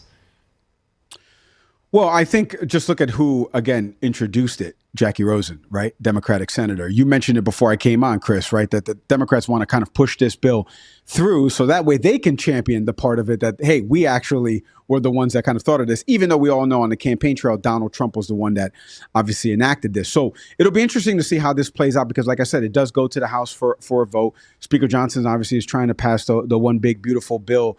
I can't believe I keep saying that on here without cracking a smile. But one big beautiful bill, they're trying to get the votes on that and what that will actually affect with respect to some other programs. So whether or not it rolls up provision-wise or the Senate bill actually makes it to the president's desk to sign, either way, both chambers are in agreement that this was something that is part of this promises made, promises kept part of what the president has been championing. And again, these legislative wins, Chris, are going to be political messages with voters who have short attention spans and don't remember things, right? From cycle to cycle, you can take it out and say, look, we passed this bill and this is how it affected you. And especially it affects people that make under $160,000 a year. So this is going to be, a large part of the middle class that are hardworking folks that will get relief from this bill. So do you think this bill is more of a win for Republicans or Democrats, or is it just a win-win for both? Yeah, that's a good question. I mean, both are going to champion that it's a win-win because, I introduced this, Jackie Rosen, like I said, Nevada. Potentially Nevada's a swing state, and so that could be something that could be carried out to folks that are in purple districts. Republicans are easily going to champion this as a victory. They control the House. They control the Senate. They control the presidency. Donald Trump campaigned on this. He ran on this before Kamala Harris tried to introduce her version of this plan. So, and Ted Cruz can easily say, look, I could have easily stalled this bill or tried to filibuster, et cetera, et cetera. So I think both are going to try to champion this as wins. But my hope is, and Chris, this never happens, but my hope is that the bipartisan compromise of working together and working on the framework of this and how this will affect not people that have an R&D next to their name, but they're just hardworking Americans. My hope is that the message is the takeaway and that both chambers can actually work together and both parties can work together to pass legislation that helps millions of Americans. Mike, one of the things Trump said in his inaugural address is that he wants to be a peacemaker and a unifier. Obviously, there's some significant unity shown with the passage of this bill unanimously passed in the Senate. Do you think that's part of the Trump effect, or do things like this just kind of happen every now and then? Chris, that's actually a really good question the way you framed it. So I got to take it on its face value because of, like I said, and this is part of the problem where Democrats don't like what I say. If the president campaigns on something, and I've always listened to what Donald Trump says, because a lot of the times he's always said, the buck stops with me, right? I'm going to say it and I'm going to try to do it, right? A lot of the times he overpromises, i.e. the war in Ukraine being over in 24 hours. It's not over and there's still endless violence that's happening, et cetera. But when you take it from start to finish, he campaigned on this. He went to Nevada. during the primaries, if you recall. He ran on this platform. He said, this is what we're going to do and this is what we're going to pass when we win the House and Senate. Now, here we are. We're in the Senate. Jackie Rosen introduces this bill. And we've seen, by the way, other Democrats. Amy Klobuchar just got her revenge porn bill, passed into law as the president signed that. We've seen other Democrats, some that have been on my show, talking about ways that they can find common ground to work with this administration. And so I think that, I know he campaigned on he's not going to do certain things that, draw ire. We would look at the immigration stuff and say, I wouldn't do some of these things from a measure perspective or policy perspective. But this is one thing that he can claim victory to, of start to finish. I was out in front of all of this. I campaigned on this. Now we're here. I got the Senate to buy in holistically on this. Now we'll see what the House does with respect to it. And eventually it'll come to his desk. It'll be signed into law. They'll have the cameras there, and they'll do the whole dog and pony show, if I'm saying that expression correctly. And he'll be able to do that because, let's be honest, Chris, from start to finish, this is something that he ran on and he's going to sign into law. All right. Mike Leon, NTD News contributor and host of the Can We Please Talk podcast. Thank you. Thanks, Chris. Next, former Congressman Gerald Connolly has died following a battle with cancer. His family posted a statement to his X account yesterday following the House Lawmakers' cancer diagnosis last year. Connolly's family said he passed away peacefully, surrounded by loved ones. Their statement read in part, quote, "Gerry lived his life to give back to others and make our community better. He looked out for the disadvantaged and voiceless. He always stood up for what is right and just." The family added, quote, "His absence will leave a hole in our hearts, but we are proud that his life's work will endure for future generations." The Virginia Democrat was 75 years old. President Biden's last known screening for prostate cancer came in 2014. According to the statement from his office, that would mean he was still vice president during the Obama administration. The statement specified that Biden had not received a PSA blood test, which can detect signs of prostate cancer. On May 18th, Biden's office announced that he had been diagnosed with an aggressive form of prostate cancer. The disease has spread to the bone, indicating an advanced stage. Prostate cancers are graded for aggressiveness based on what's known as a Gleason score, ranging from 6 to 10. 10 is the most aggressive. Biden's office said his score was 9. The news immediately raised questions about how the cancer was missed for so long. The Justice Department is launching a civil rights investigation into Chicago Mayor Brandon Johnson's hiring practices. The probe follows comments the Democrat mayor made at a church over the weekend. Johnson said that all members of his administration are black. Johnson added that some of his critics say the only topic he speaks about is the hiring of black people. The DOJ says those comments may suggest race-based hiring and could violate federal civil rights laws. In response, Mayor Johnson suggested the Trump administration is trying to intimidate him and his staff. He defended his team, saying his administration reflects both Chicago and the country. Democrats and Republicans clashed on Capitol Hill yesterday during a heated House hearing. The session focused on charges against the Democratic Congresswoman over a recent scuffle outside a detention center in New Jersey. So let's be honest. Who exactly are the Democrats fighting for here? This is the part I don't get, because it isn't the American people. Members of Congress have every right to conduct oversight at ICE facilities and any other federal agency. The Department of Justice charged Congresswoman LaMonica McIver with assault in connection with the May 9th protest at an ICE detention center in Newark, New Jersey. She, along with Newark Mayor Ross Baraka and other members of Congress, stormed into the facility as the security gate opened. The gate was opened to allow a bus carrying illegal immigrants detainees through. Law enforcement officers tried to stop protesters from entering at the gate. Republicans said the behavior of elected officials at the facility amounted to obstruction, not oversight.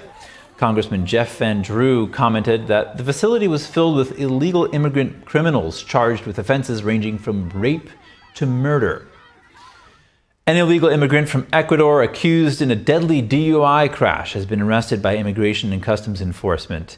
Herman Yangiri Yangiga is facing vehicular homicide charges in Minnesota. It follows a crash in August that killed a mom named Victoria Eileen Hartwell, and injured her daughter and sister. Authorities say Yangari Inga had a blood alcohol level twice the legal limit. Fox News reports that he was previously arrested by the Hennepin County Sheriff's Office in May, but released without ICE being notified, despite a retainer request. ICE officials say local authorities declined to honor 2 detainers after citing state legal guidance. The agency eventually located and arrested young Gerry Inga. Federal officials say he first entered the U.S. in 2016 and was previously placed into removal proceedings. The federal trial of Sean Diddy Combs continues in New York. The court will hear today from the Homeland Security agent who led the search of Combs' properties in Miami. Rapper Kid Cudi is also expected to testify. New testimony alleges threats involving Combs' ex-girlfriend Cassie Ventura. Here's the latest on this high-profile case. Sean Diddy Combs is facing a barrage of disturbing testimony in his federal sex trafficking and racketeering trial in New York. The prosecution alleges Combs ran a network of sexual exploitation for nearly 30 years, involving drugs, threats, and filmed encounters. Cassie Ventura, his ex-girlfriend, testified that she was trafficked and beaten. Her mother backed that allegation Tuesday and also said she wired $20,000 to Combs' label because she feared for her daughter's safety. She said Combs demanded the money and threatened to release explicit tapes of Cassie after learning she was dating rapper Scott Mescudi, better known as Kid Cudi. In her testimony, she said Cassie's relationship with Mescudi in 2011 made Combs jealous. She said Combs threatened both her daughter and Mescudi, saying they'd be harmed. Mescudi is expected to testify later this week. Combs has pleaded not guilty. His lawyers admit he had a, quote, different sex life, but deny any crimes. If convicted, Combs could face life in prison. The trial continues Wednesday. Multiple tornadoes yesterday threatened the southeast as nonstop severe weather that killed 28 people enters its final stretch. Powerful winds sent debris flying after a tornado touched down in West Tennessee yesterday. Video released by the Tennessee Highway Patrol shows debris swirling in the air after strong gusts tore off the roof of a factory in the city of Jackson. The facility was evacuated. In Alabama, eyewitness footage captured a massive tornado swirling in the city of Athens yesterday. Earlier in the day, the National Weather Service in Huntsville issued a severe thunderstorm warning for northern Alabama. In Kansas, video taken on Monday showed a field in Lindsborg. Heavy rain and strong winds rocked trees during a fierce thunderstorm that knocked out power across a wide area. Meanwhile, aerial shots of Kentucky, Illinois, and Missouri show before and after views of destroyed homes and residential areas after storms. President Trump's eldest son, Donald Trump Jr., entertained the idea of running for president today during a panel appearance in Qatar. The 47-year-old had this to say after the moderator asked if he would consider a run. So the answer is, I don't know, maybe one day, that calling is there. I'll always be very active in terms of being a vocal proponent of these things. I think my father has truly changed, the Republican Party. I think it's the America First Party now. Trump Jr. has emerged as a political force in his own right, but Democrats have raised concerns that the Trump family's business could influence the president. Trump Jr. countered that narrative today, saying that the conglomerate isn't doing business with any government entities, rather private investors. The executive vice president of the Trump Organization added, quote, "There is a very clear distinction between those things." The U.S. is reportedly working on a prisoners exchange with Russia, what the Kremlin says about the details of the plan and a possible timeline when we return.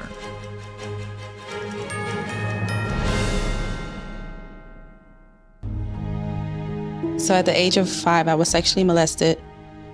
I had my first child at the age of 15 and became homeless at the age of 16. The scariest part about not having a place to live was having a child and not having a place to live and not knowing where our meal was going to come from and where we're going to sleep. To be homeless as a teen, I didn't ask for that. No young person should ever have to worry about having a safe place to sleep at night, or a warm meal to eat, or whether anyone cares about them. 1 in 10 young adults will experience a form of homelessness this year, and that's unacceptable.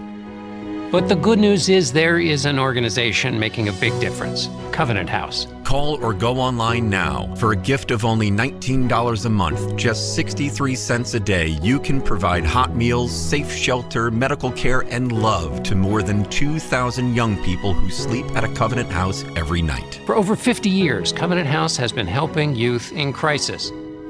It was pretty tough. But Covenant House really helped me and really helped mold me into the woman I am today. Call or go online right now to safeplacetosleep.org with your gift of just $19 a month. With your monthly donation, you'll receive this soft, comforting blanket as a reminder of the warmth and safety your gift will provide a young person tonight. I have no words to express how Covenant House changed my life. They gave me the love that I needed. They just really genuinely just wanted to help me succeed, and I'm succeeding. Your $19 monthly gift is urgently needed to reach other young people who are facing unimaginable situations. Call or go online to safeplacetosleep.org. Your support makes the work of Covenant House possible. Thank you for caring. Hi, I'm Ryan Blaney, a third-generation race car driver, and we dedicate a lot of our time to going as fast as possible. My grandpa Lou is the reason why my dad and I started racing, and I'm really proud to follow in his tracks. But when my grandpa was diagnosed with Alzheimer's, it was a very unexpected bump in the road for us. I've learned a lot on this journey with my grandpa Lou, and the memories of my grandpa will always be with me. And in our family, we're used to getting involved, and I encourage you to do the same, especially when it comes to caring for your loved ones. When I think about Alzheimer's and the impact it had on my family, I recognize that losing a race isn't such a bad day after all. It's important to notice if older family members are acting differently, experiencing problems with their memory, or having trouble with routine tasks. Talking about Alzheimer's can be really tough, but if you notice something, have a conversation with your loved one. Encourage them to see a doctor or offer to go with them. Early detection of Alzheimer's can give your family time to explore support services, make a plan for the future, and access available treatments. If you or your family are noticing changes, it could be Alzheimer's. Talk about seeing a doctor together.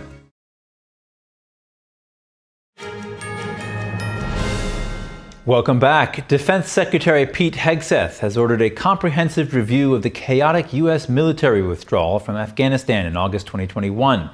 13 U.S. service members and 170 Afghans were killed in the evacuation operation at Kabul's airport after an ISIS bombing. President Trump and Hegseth have repeatedly criticized the Biden administration over the withdrawal. There have been multiple reviews of the withdrawal by the Pentagon, Central Command, the State Department, and Congress. A detailed military review was ordered in 2023 to expand the number of people interviewed. The move came after a Marine injured in the blast said snipers believed they saw the possible bomber but couldn't get approval to take him out. The findings refuted those assertions and concluded that the bombing was not preventable. A congressional review was highly critical of the withdrawal, saying the Biden administration did not adequately prepare and put personnel in danger. A U.S. Air Force veteran is back on American soil after nearly 7 months of detention in Venezuela. The family of Joseph St. Clair and a U.S. official confirmed his release yesterday. He disappeared last November near the Colombia-Venezuela border. His family said they later learned he was abducted by the Maduro regime after straying too close to Venezuelan territory. St. Clair's release was negotiated by presidential envoy Rick Grenell. St. Clair's family called it a moment of overwhelming joy and gratitude, thanking President Trump and his team for what they called a sliver of light from a very dark room. St. Clair is one of several Americans recently freed under a wave of high-stakes diplomacy as Washington increases pressure on foreign regimes holding U.S. citizens. Controversy after a group of illegal immigrants was flown to South Sudan. A federal judge in Boston has ordered the Trump administration not to release the group from custody, suggesting they remain aboard the plane after landing. Judge Brian Murphy says officials could face criminal contempt charges if they breached his earlier ruling, which bars deportations to third countries without due process. Attorneys say at least a dozen individuals were placed on the flight in defiance of that order. They say among those on the plane were migrants from Vietnam and Burma, also known as Myanmar. South Sudan remains unstable with ongoing violence and humanitarian crises. Judge Murphy emphasized the migrants must remain in custody until a new hearing is held. The Department of Homeland Security responded to the judge's order. In a briefing today, immigration authorities said their home countries would not take the illegal migrants back. They didn't specify what their final destinations would be. These heinous individuals have terrorized American streets for too long. Every single one of them was convicted of a heinous crime: murder, rape, child rape, rape of a mentally and physically handicapped victim. Thanks to the courageous work of the State Department and ICE and the President's national security team, we found a nation that was willing to accept custody of these vicious illegal aliens. While we are fully compliant with the law and court orders, it is absolutely absurd for a district judge to try to dictate the foreign policy and national security of the United States of America. A former Ukrainian politician was shot and killed this morning outside the gates of the American school in Madrid. The 51-year-old father was reportedly dropping off his children. Authorities said Andriy Portnov was shot at 9:15 a.m. local time. Witnesses reported that he was shot several times by more than one shooter when he was getting into his car. The gunman then took off running. Portnov is an ex-politician closely tied to former Ukrainian President Viktor Yanukovych. He served as deputy head of the presidential office from 2010 to 2014. During Yanukovych's presidency, Portnov was widely viewed as a pro-Russia political figure. After fleeing Ukraine in 2014, Portnov reportedly lived in Russia before relocating to Austria. It wasn't immediately clear when he moved to Spain. In 2018, Ukraine's security service opened an investigation against him on suspicion of treason. Ukrainian authorities allege that he was involved in Russia's annexation of the Crimean Peninsula. The criminal case was closed in 2019. President Trump has cautioned European leaders that Ukraine is a European issue. And while the EU advances new sanctions targeting Russia, experts say its defense plans remain insufficient to change the situation. NTD's international correspondent David Vivez reports from Paris. On Monday, President Trump said Ukraine is a European situation and should have remained one. This may serve as another warning to European leaders who are increasingly concerned that the US might not only withdraw from the Ukraine conflict, but also scale back its long-term commitment to NATO. While President Trump spoke about a recent phone call with Russia's president on Tuesday, Europe implemented new sanctions against Russia, targeting a shadow fleet of 350 ships used to illegally transport oil and gas. The measures were finalized 3 months ago and are not directly related to recent events. They add to the 16 sanctions packages imposed on Russia since the war began. Geopolitical expert Alexandre Delval says the impact of these sanctions has been limited. While it may seem easy to impose secondary sanctions on small countries, it's much more complicated with major powers. There are already around 30,000 sanctions targeting Russia, and will soon reach 35,000. These measures can affect wealthy Russian oligarchs, but the state can bypass them through intermediary countries like India or China to keep selling oil, for example. In recent months, as President Trump pursued a peace deal, European leaders held several defense summits and diplomatic meetings, but most of those efforts failed to produce concrete results. One example is a joint French-British initiative called the Coalition of the Willing, meant to mobilize European troops as a peacekeeping force in Ukraine. While Germany and the UK agreed to contribute troops, most EU countries showed little willingness to participate. All this muscle building has led nowhere. The force that Europe wants to send totals no more than 35,000, maybe 40,000 or 50,000 troops. But to truly shift the balance on the ground, we'd need 300,000. On top of that, the weapons sent aren't game changers. We aren't producing enough ammunition. We can't send enough troops. Europe simply can't really change the situation. France and Germany recently agreed to raise defense spending to 5% of their budgets, meeting the NATO target long pushed by President Trump. However, experts says it will take years before Europe can coordinate effectively and build a solid independent defense force, even in the best-case scenario. But this move may help reassure the Trump administration amid growing fears of a US withdrawal from the Ukraine conflict. David Vives, NTD News, Paris. Pope Leo XIV called on Israel today to permit aid to enter Gaza. He said the situation in the enclave is increasingly worrying. Leo held the first general audience of his papacy this morning. The situation in the Gaza Strip is increasingly worrying and painful. I renew my heartfelt appeal to allow the entry of fair humanitarian help and to bring an end to the hostilities, the high price of which is being paid for by children, the elderly, and the sick. The Iranian regime says it will continue enriching uranium with or without a U.S. agreement. The two nations are currently holding multiple rounds of nuclear talks initiated by President Trump. The U.S. wants Iran to refrain from uranium enrichment, which is a possible pathway to developing nuclear weapons. But Iran claimed its nuclear energy program has entirely peaceful purposes. A spokesman now calls the requests by the U.S. unreasonable. The regime instead offers to be transparent about its program and build confidence. The spokesman says Iran wants the U.S. to lift sanctions in return for being transparent. But he adds that the enrichment will continue either way, with or without a deal. The spokesman also says Iran is still assessing its participation in the next round of nuclear talks with the U.S. Next, Taiwan's foreign minister spoke to the media today on the tense relationship between Beijing and Taipei. The question of whether or not Taiwan is a country came up. Whether or not Taiwan is a country is not up to Wang Yi nor the People's Republic of China to say. The whole world sees us as a country. We choose our governments democratically. It is our business what our name is. He was also asked what he would say to Chinese Foreign Minister Wang Yi should they ever meet. Lin said, given the opportunity, he would definitely try to shake hands with him.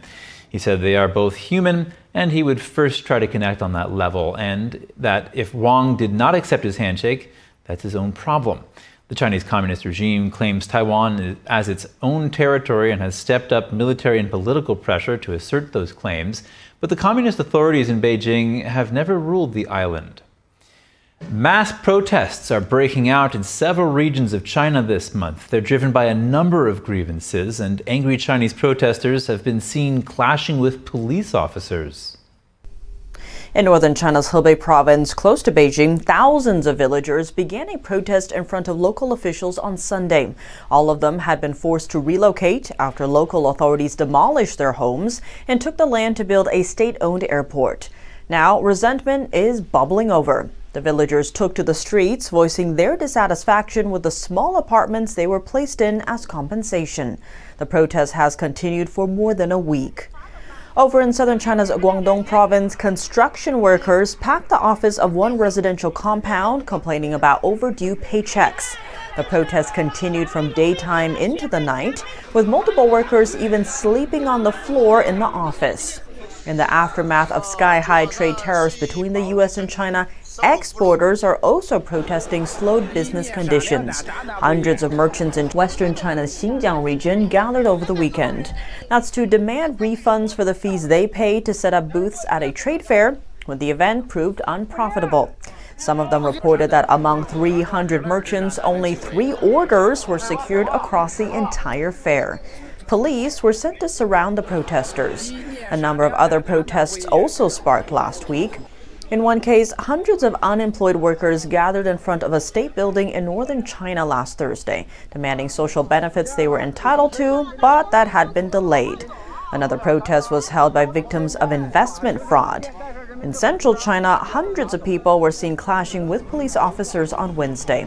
They said their hard-earned savings had been stolen after a company's executives conned them and disappeared with their investment money. Social unrest is rising across the board inside China. It's spurred on by poor economic conditions and suffering under the Chinese regime. We'll keep you updated as the situation develops. In a fiery Senate hearing yesterday, Health Secretary RFK Jr. defended budget cuts. He says the departments want to cut administrative costs, not research, to combat chronic disease and reduce energy costs for seniors. We spend 70% of the world's biomedical research out of NIH, 70%, and we're the sickest country in the world. And we are the sickest country in the world, so that money has not been well spent. We've had a 38% increase in our agency, growth in our agency over the past 4 years. A tense exchange unfolded during a budget hearing between Kennedy and Senator Patty Murray as Kennedy pushed back on Murray's claim that he smashed NIH staff and clinical trials. The confrontation escalated after Murray demanded answers on the impact of those cuts. For many Americans, COVID-19 vaccines will not get FDA approval without trial data that proves the benefits outweigh the harm. The agency outlined its evidence-based approach to COVID-19 vaccination yesterday. We must develop randomized evidence. We owe it to the American people. We have launched down this multi-year campaign of booster after booster after booster and distrust of the American public, and we do not have gold standard science to support this for average risk, low risk Americans. For Americans aged 65 years and older and those at high risk for severe COVID-19, drug makers must prove the vaccine does train the body against the virus. That's some 100 to 200 million Americans. For everyone else, the FDA is requiring drug makers to prove the vaccine prevents symptoms. After the break, the Federal Aviation Authority has cut flights at Newark Liberty Airport by 25%, right ahead of the busy Memorial Day weekend. And Universal Orlando Resort opening the gates to its Universal Epic Universe theme park. Get the first look at 3 of its 5 worlds.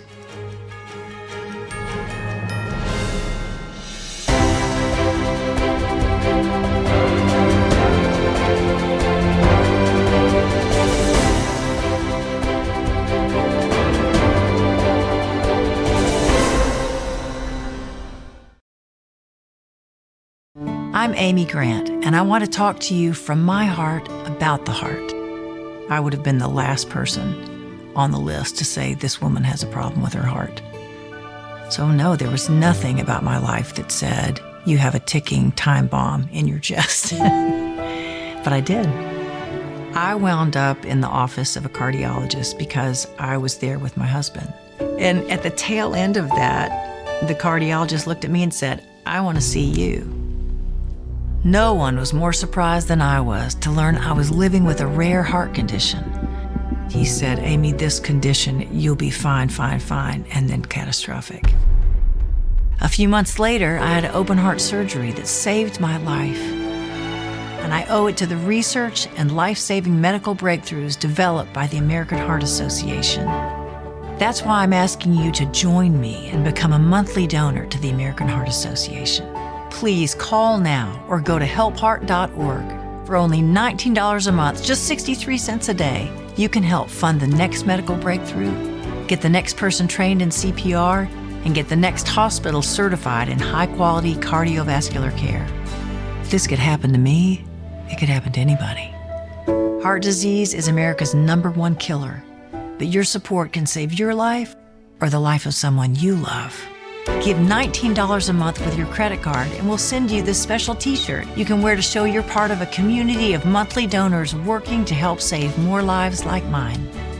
I'm grateful for the American Heart Association. Their research gave me more time to do the things I love with the people I love. So listen to your heart. I'm here today because I did. Please call or go online to helpheart.org. Become a monthly donor, and for a limited time only, your first month's gift will be matched. Thank you. I'm excited to announce that we're having a huge sale on overstock and brand new products. For example, MyPillow Percale bed sheets, every color, every style, every size, only $29.88. Our Percale bed sheets are breathable, cool and crisp, and they're perfect for spring and summer. And check out Rev 7. The next generation of energy drinks. It tastes great and it gives you energy all day with no jitters and no crashes. Best of all, it's actually good for you. And for a limited time, try our 3-pack absolutely free. So go to mypillow.com or call the number on your screen. Use your promo code to save 20% on our Rev 7 12-packs or try our introductory 3-pack absolutely free. And our Percale bed sheets, all sizes, only $29.88. Twin size, full size, queen size, king sizes, all $29.88. Inventory is extremely limited at this price, so order now.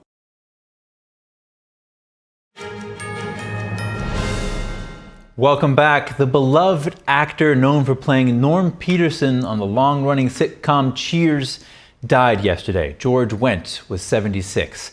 His family confirmed that he died peacefully at home in his sleep. They did not release his cause of death. Wendt and his wife shared 3 children. The Federal Aviation Authority has cut flights at Newark Liberty Airport by 25% due to air traffic controller shortages and ongoing runway constructions. Here's Transportation Secretary Sean Duffy. We have a structure of how many flights can leave per hour. We have a delayed flight schedule of takeoffs.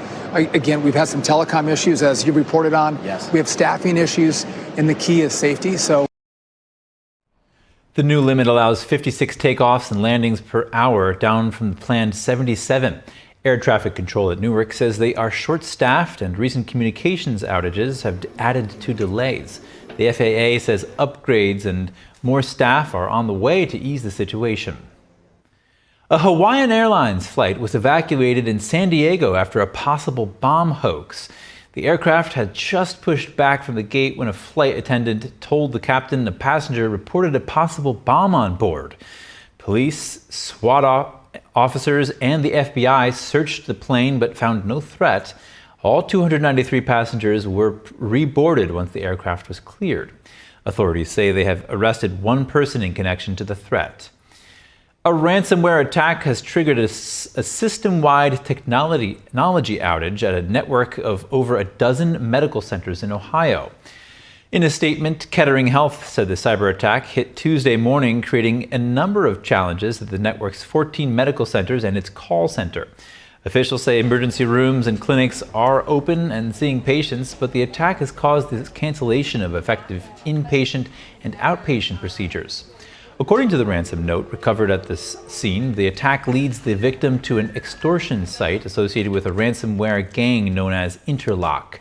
Interlock has targeted a variety of sectors, including tech and manufacturing firms and government organizations. According to Talos, which is Cisco's cyber intelligence unit, Kettering Health serves a large portion of Ohio and employs more than 1,800 doctors. Should surveillance cameras be banned in certain spaces and rental properties? Congresswoman Nancy Mace says that she's been a victim of non-consensual filming and that she wants to make sure privacy abusers are held accountable. NTD correspondent Jason Blair has highlights from a House committee hearing on Capitol Hill. Everyone has the right to be safe from prying eyes, electronic or real, in private places. House lawmakers consider what can be done on a federal level to protect people from secret surveillance in private spaces. Before me here on the counter, there are several devices such as carbon monoxide detectors, power adapters, and even a computer mouse, which is used for technical surveillance. One witness says covert surveillance can be easily done using commercially available items. And how this capability threatens the expectation of privacy in short-term and temporary rentals, such as Airbnbs, Verbos, and even hotel rooms. The House Subcommittee's chair, Rep. Nancy Mace, says she's been a victim of unwanted surveillance. I didn't know that I had been filmed. I didn't give my consent. I didn't give my permission. And this particular video that Patrick Bryant recorded of me on his secret camera, he saved for over 3 years without my knowledge. And Ranking Member Shontel Brown says new technology has only made it easier for bad actors to abuse our trust. When someone checks into a hotel or a short-term rental, they have a reasonable expectation that they will not be watched or recorded. It shocks me that we even need to have this conversation, but this is the world we live in. Witness Joseph LaSorsa says he recommends federal lawmakers require full disclosure of all surveillance on any rental property, as well as ban devices in certain spaces. Ban the use of surveillance devices in bedrooms and bathrooms of any rental or temporary living space, including common areas where sleeping or personal activities may occur. Rep. Brown says there needs to be more detailed federal laws. The lack of clear national standards allow platforms and hosts to operate under a patchwork of inconsistent rules, leaving consumers vulnerable. Rep. Mace says that people can get devices to detect covert recording equipment. You can get them on Amazon, pretty cheap, and I've used them they'll find chips in places pretty consistently. Representative Mace concluded by saying she'll be working day in and day out to protect victims and make sure perpetrators get justice. Reporting in Washington, D.C., Jason Blair, NTD News. Epic Universe previewed 3 of its 5 new worlds it created in their new theme park yesterday in Florida. Around 600 members of the media were able to experience Orlando's first new theme park in more than 25 years. Guests enter the park into the first world, Celestial Park, an area with gardens, waterways, and pathways serving as the point of entry to the 4 other themed worlds. Super Nintendo World, one of the themed areas, puts guests inside the Super Mario and Donkey Kong games. It comes to Orlando following successful openings in Japan and Hollywood.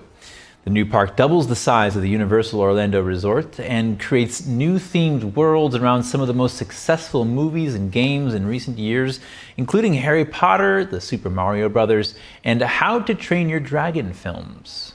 So Celestial Park is the core of Epic Universe, and it's the place that connects all of the worlds together. I like to think of it as a place where you kind of get to decompress between your journeys, but there are high levels of thrill that also happen here in Celestial Park, like Stardust Racers behind me. You know, it's what we've all been waiting for. It sounds super cheesy, but opening a theme park's not an easy task. But when guests come in and they say this looks just like the video game, or I feel like I fell into a Nintendo 64, that's absolutely music to our ears. Cool. Police in a small Colorado town are adding kangaroo wrangling to their job description. Meet Irwin, a pet kangaroo who just won't stay put. Irwin's gotten loose in town twice now. Last fall, Irwin was easy to catch. He hopped right into a bag like a joey into a pouch.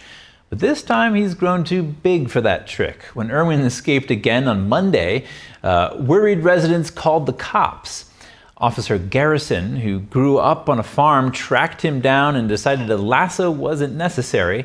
Instead, he says he calmly pet Irwin and grabbed him. Irwin rode back to his family in the back seat of the police truck, safe and sound. But next time might be a whole different story. By age 4 or 5, kangaroos can grow taller than most men and weigh 200 pounds. They can also hop faster than a human can run and can deliver a powerful kick. All right, for round-the-clock original news coverage, watch us live at ntd.com/live or download our NTD app. We'll cover more stories right after the break.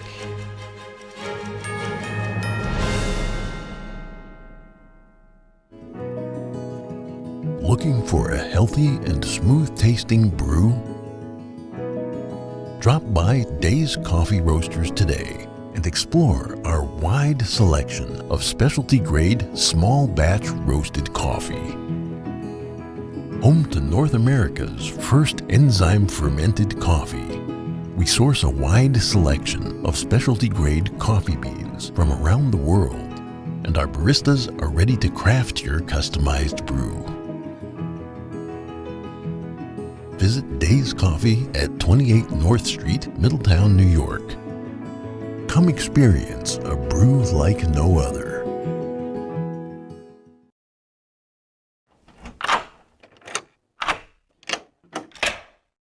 I'm Jonathan Lawson.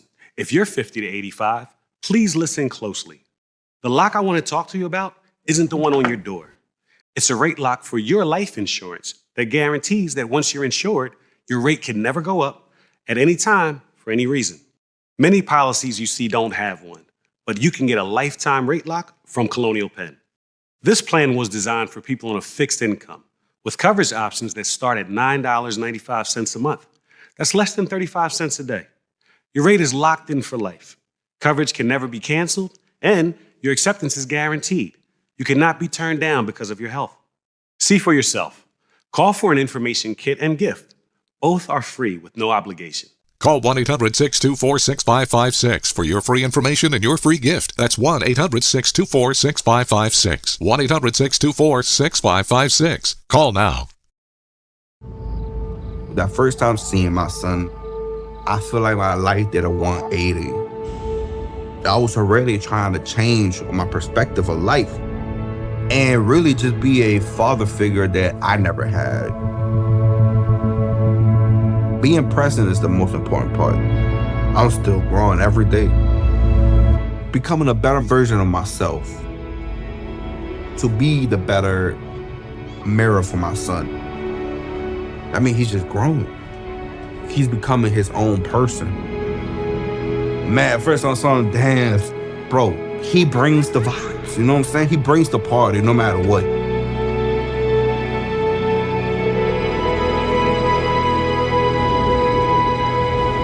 He really a definition of like why he loves somebody. And I love him to the death of me.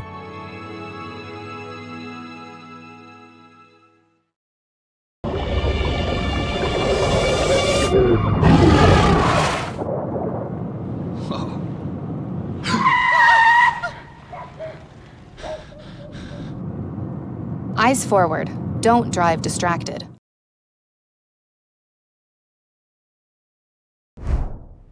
Welcome to NTD News Today. Here are today's top stories.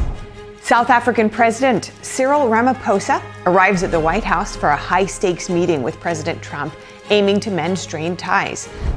President Trump's tariffs are facing a legal challenge. 12 states are asking a federal court to strike down the so-called Liberation Day duties. They're arguing that Trump overstepped his authority. Former Congressman Gerald Connolly dies after a battle with cancer. The Virginia Democrat was 75 years old. Lawmakers worked throughout the night, once again trying to move Trump's big budget bill to the floor. And Speaker Johnson is still working on a tax deal for Republicans from high tax states that fiscal hawks can accept.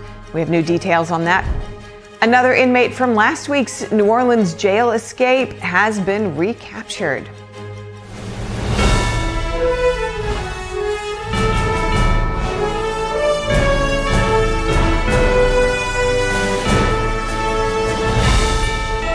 This is NTD News Today, live from our global headquarters in New York City. Today is Wednesday, May 21st. I'm Stephanie Cox. Democratic Representative Gerry Connolly has died. He was 75 years old. A statement from his family on Wednesday said he passed away peacefully at his home this morning, surrounded by family. The Virginia Democrat had announced last month that he would not seek re-election and that he would soon step down from his Democratic leadership position on the House Oversight Committee. Connolly said at the time that his esophageal cancer had returned. He first shared his diagnosis in November. Connolly had represented Virginia's 11th district since 2009. President Biden's last known screening for prostate cancer came in 2014. According to the statement from his office, that would mean it was when he was still vice president during the Obama administration. The statement specified that Biden had not received a PSA blood test, which can detect signs of prostate cancer. On May 18th, Biden's office announced that he had been diagnosed with an aggressive form of prostate cancer. The disease has spread to the bone, indicating an advanced stage. Prostate cancers are graded for aggressiveness based on what's known as a Gleason score, ranging from 6 to 10. 10 is the most aggressive. Biden's office said his score was 9. The news immediately raised questions about how the cancer was missed for so long. Lawmakers are meeting this morning. They held another round of overnight work on the budget bill. This time it's in the Rules Committee, and it's the last stop before it hits the House floor. Meanwhile, Speaker Johnson is still trying to unite his caucus over tax changes. NTD's Melina Wisecup has the latest. On Capitol Hill, a House panel met at 1 a.m. to continue debating the budget bill. That they will gladly allow the American people to serve as collateral damage to the $5 trillion handout, $5 trillion handout to billionaires in this bill. Only in the mind of a Democrat could a 22% tax hike prevention be a bill that's characterized as trash. Only in the mind of a Democrat could giving our soldiers, our sons and daughters in uniform, what they need to be ready to protect us, to keep us safe and free, be a scam. Only in the mind of a Democrat would keeping illegal immigrants from receiving taxpayer-funded social services so that we could sustain those programs for American citizens now and into the future could be a scam or trash. The overnight hearing sparked a battle over whether it's an appropriate time to debate the details of the legislation. If you guys are so proud of shutting down rural hospitals and hurting our farmers, if you guys really think these are such great, awesome, beautiful things to do, like Trump keeps saying, then why not hold this hearing at 1 p.m. and not 1 a.m.? That you did indeed convene a hearing at 1:30 a.m. only a short time ago in 2022.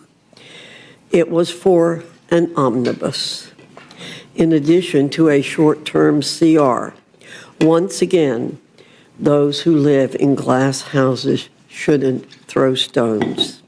It comes as the House Speaker is still working out details in tax and savings to appease both wings of his party. Several Republicans from high-tax states want to raise the cap on state and local tax deductions. Are we tripling the SALT deduction for families with incomes of less than $400,000? We're increasing the child tax credit. We are increasing the standard deduction. After meeting with the Speaker last night, lawmakers signaled that a final deal is on the horizon. State and local tax deductions is an issue that Trump urged lawmakers to let go of. We don't want to benefit Democrat governors, although I would do that if it made it better, but they don't know what they're doing. Despite Trump's meeting with the House conference yesterday morning, some left convinced that the bill is still on shaky ground. The president, I don't think, convinced enough people that the bill is adequate the way it is. Look, the president called for eliminating waste, fraud, and abuse in Medicaid, and we have not eliminated waste, fraud, and abuse in Medicaid in this bill. Even if it passes the House, it's sure to face changes over in the Senate. There are dials and tweaks on some of the tax issues that our members will want to talk about. The Senate is already working towards breaking up the House's bill. The chamber on Tuesday passed a bipartisan bill to end taxation on tips, part of the big budget bill now working its way through the House. Reporting from Washington, D.C., Melina Weiskup, NTD News. Speaker Mike Johnson says the House is aiming to vote today on President Trump's policy package. Here's the Speaker talking to a CNN reporter. I think we'll be ready. We're going to put it on the floor, and I think we'll have the votes. With all the great things in this bill, everyone's going to have a lot to go home and brag about. So they're excited. Everybody's excited to get this thing to the finish line. And there's a lot of energy and a lot of anticipation. So it's a big day for us. Coming to the floor tomorrow? We plan to do it tonight, if possible. That's my plan. So stay tuned. President Trump's tariffs are facing a legal challenge. 12 states are asking a federal court to strike down the so-called Liberation Day duties. They argue Trump overstepped his authority by declaring a national emergency to impose tariffs on countries that export more to the U.S. than they import. The lawsuit was filed by Democratic attorneys general from New York, Illinois, Oregon, and 9 other states. They claim that Trump sought a blank check to control trade policy at his discretion. At the center of the case is the International Emergency Economic Powers Act. That's a law intended to address unusual and extraordinary threats to the country. The states argue that Trump misused that law to justify the tariffs. Trump has defended the tariffs, calling the United States' long-standing trade deficit a national emergency that has hurt American manufacturers. In response, the Justice Department says the lawsuit should be dismissed. It argues that the states have not shown concrete harm. Another inmate from last week's New Orleans jail escape has been recaptured. State police confirmed last night that 19-year-old Corey Boyd became the fifth escaped prisoner to be captured. According to the Times-Picayune, Boyd is accused of killing a person while trying to break into a car last year. He's been charged with second-degree murder and pleaded not guilty. Boyd was found days after escaping through a hole behind a jail toilet. 5 men are still on the run. Officials say serious security failures made the breakout possible. Louisiana Attorney General's office said a sheriff's office employee was arrested following the jailbreak. Here's NTD's Christina Corona with more on that story. Sterling Williams, 33, is under arrest after admitting he helped 10 inmates break out of the Orleans Parish Jail. Deputies say the maintenance workers shut off water to a toilet that was blocking a hole in the cell wall, clearing the way for the escape. The group reportedly pried open a faulty cell door, moved the toilet, cut through steel bars behind the sink, and slipped through the gap. Graffiti left behind read "Too easy, LOL," with an arrow pointing to the hole. Officials say the inmates got out while the only guard on duty left to get food. It took hours before jail staff noticed they were missing. Williams said in his arrest affidavit that the escapees threatened to kill him if he didn't help. He also reportedly told police one inmate tried to grab his phone and asked him to bring a book containing Cash App information. Many of the escapees were jailed for violent crimes, including murder. Officials are citing multiple security lapses, including broken locks. Sheriff Susan Hudson, who oversees the jail, says she's taking responsibility. As your sheriff, I take full accountability for this failure, and it is my responsibility to make sure it is addressed with urgency and transparency. Williams faces 10 counts of principal to simple escape and malfeasance in office. Authorities suspect that multiple sheriff's office employees may have been involved. 3 have been suspended so far. On Tuesday, the first staff member was formally arrested. Christina Corona, NTD News. The Justice Department is launching a civil rights investigation into Chicago Mayor Brandon Johnson's hiring practices.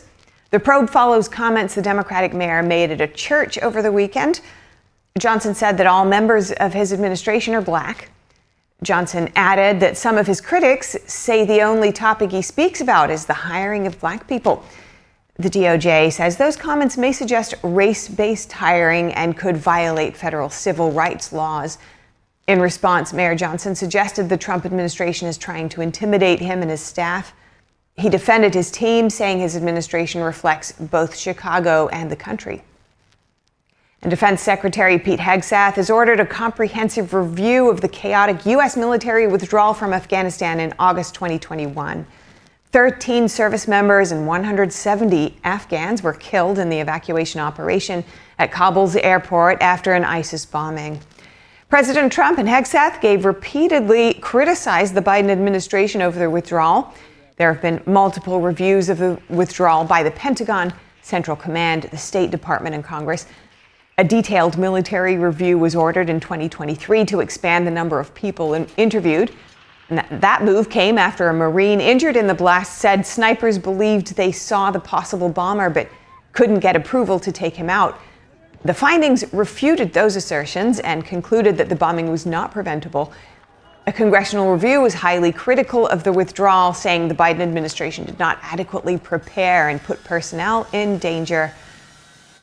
And President Trump has chosen a design for the planned $175 billion Golden Dome missile defense shield. On Tuesday, he also named a special Space Force general to head the ambitious program, which is aimed at blocking airborne military threats from China and Russia. The Golden Dome program aims to create a network of satellites, perhaps numbering in the hundreds, to detect, track, and potentially intercept incoming missiles.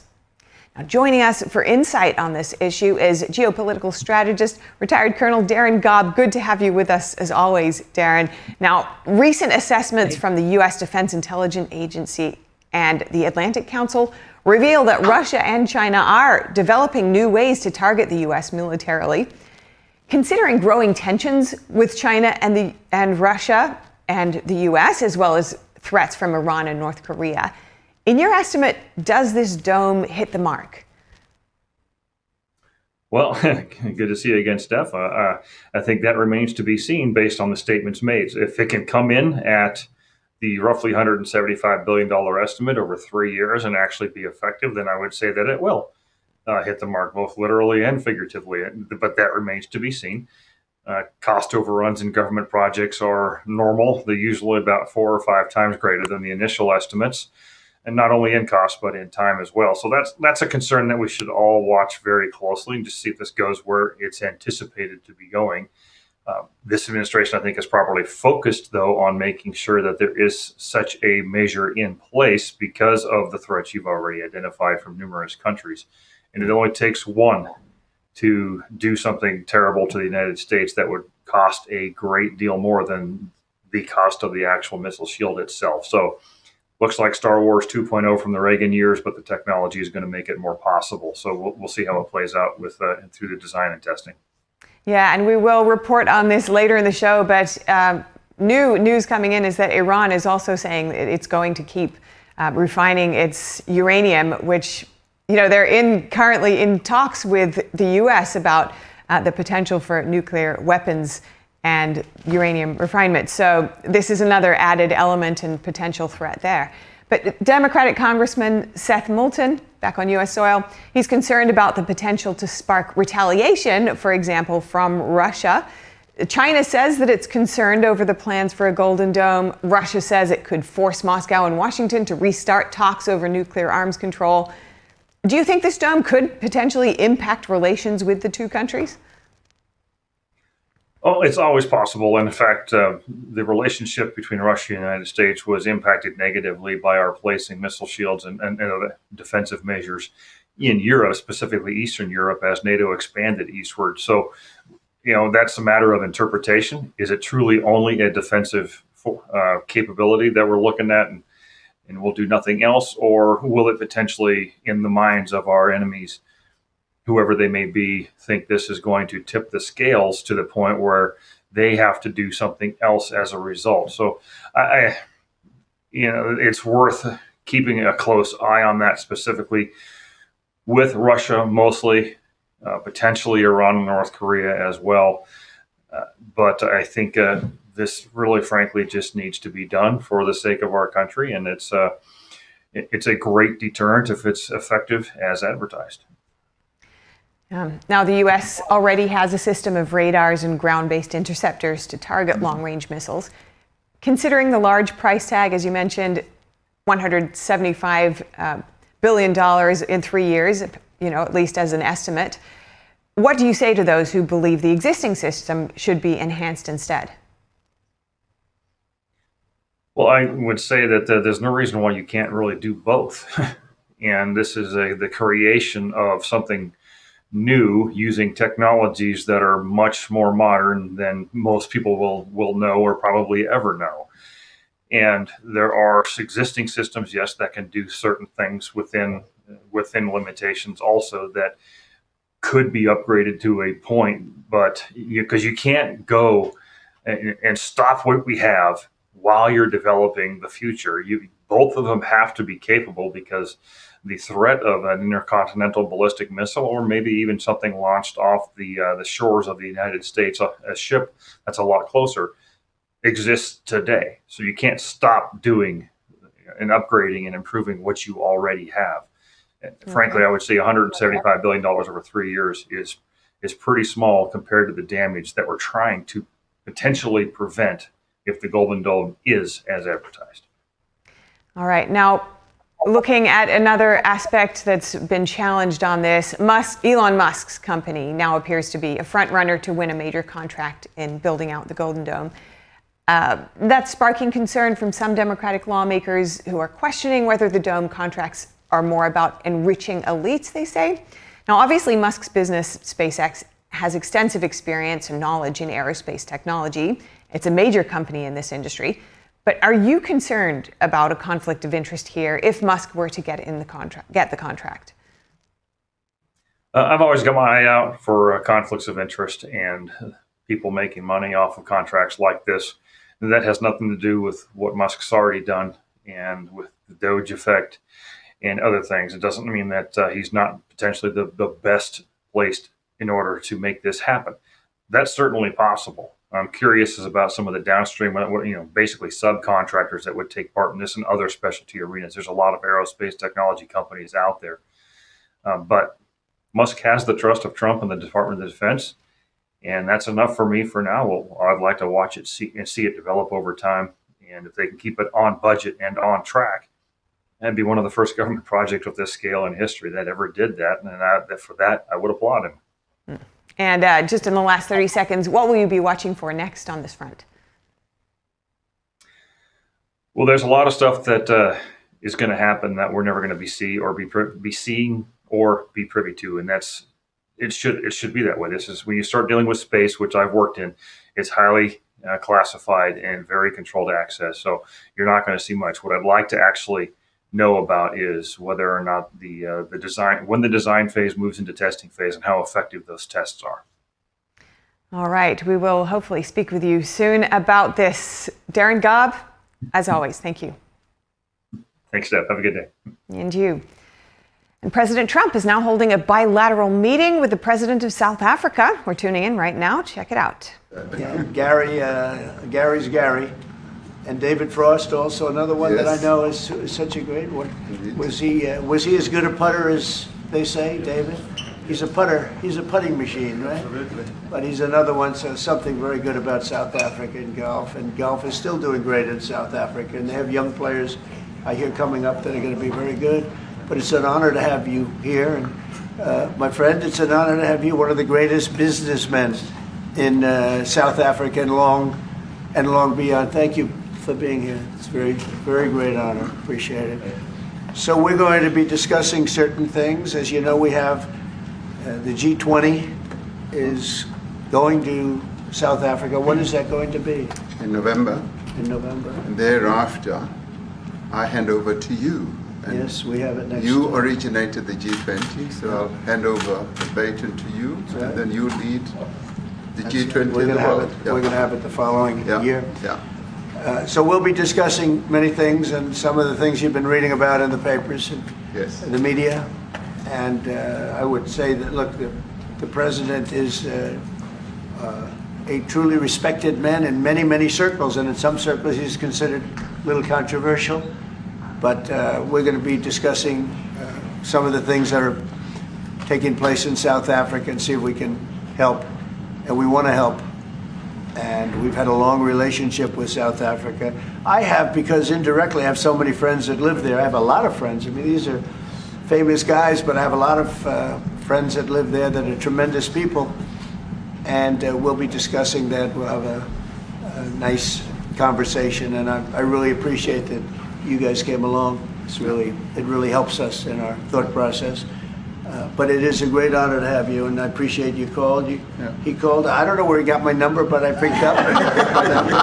He said, I want to come over and see you. And that was my honor, and thank you very much for being here. You're most welcome. Most welcome. Well, thank you very much for welcoming us to this reformed White House. I've been here before, and it looks really fantastic. I must congratulate you. Thank you. But I also thank you for allowing our delegation. This is a very mixed delegation that you've got. We've got people from government, my ministers. I've got someone from the trade union movement who we really collaborate with, and from business as well, and our sporting legends. When I spoke to you, you said, yes, come along and bring Gerry Player, bring any else, and Retief Hussein. I've brought the two of them. Gerry Player, I spoke to him, and he said, look, I'm getting rather on in my years, but wishes us luck in this discussion with you. So it's a real joy. And I'd also like to thank you for allowing your people to start discussions with us at the trade level. I mean, we are essentially here to reset the relationship between the United States and South Africa. We are long-standing partners in many, many ways. We've collaborated in many fields, in space issues, in energy, and in trade, and we therefore need to reset that, particularly in the light of some of the announcements that you made on trade and investment. So we want to advance more trade between the two of us, two countries, and our people now have been empowered by yourself and by myself to start engaging, and we hope that we will be able to fuel that engagement during our talks. And we also want to discuss issues that have to do with how we promote further investments in both countries. We've got about 22 companies from South Africa that have invested in the US. That's creating a number of jobs. And similarly, you've got almost 600 companies that have invested in South Africa, and some of them have been in South Africa for more than 100 years. That's true. So our links are really long-lasting, and we would like to recalibrate those relations between our two countries and discuss a whole range of issues, geopolitical, the work that you're doing to bring peace around the world, in Ukraine and in the Middle East. So we value that, and we are also a great contributor to peace processes that are going on around the world. And of course, we want to discuss how we can support each other. You are a much bigger economy than we are. We're just a tiny economy, but we rely on each other on a number of issues. We've got critical minerals that you want to fuel the growth of your own economy and reindustrialize. So we have that on offer, including rare earth minerals. So all that combination of opportunity and the products that we buy from you, as well as what we sell to you, I believe makes up a really good and powerful relationship, which we need to strengthen, which we need to engender.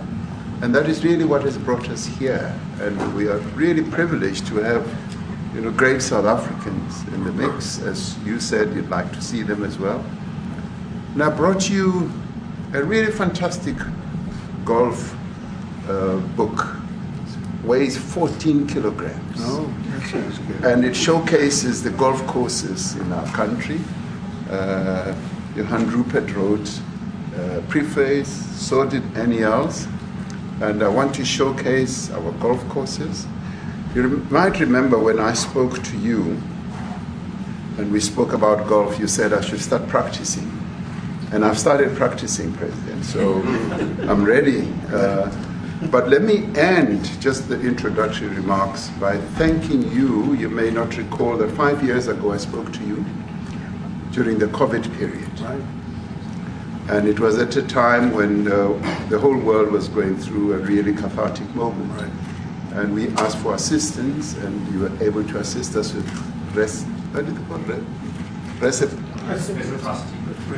respirators, and you kept to your word, and you delivered respirators to us.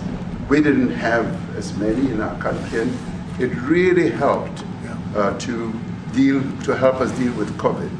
So I'm here also to say thank you and to thank the people of America for having helped us during a really difficult time.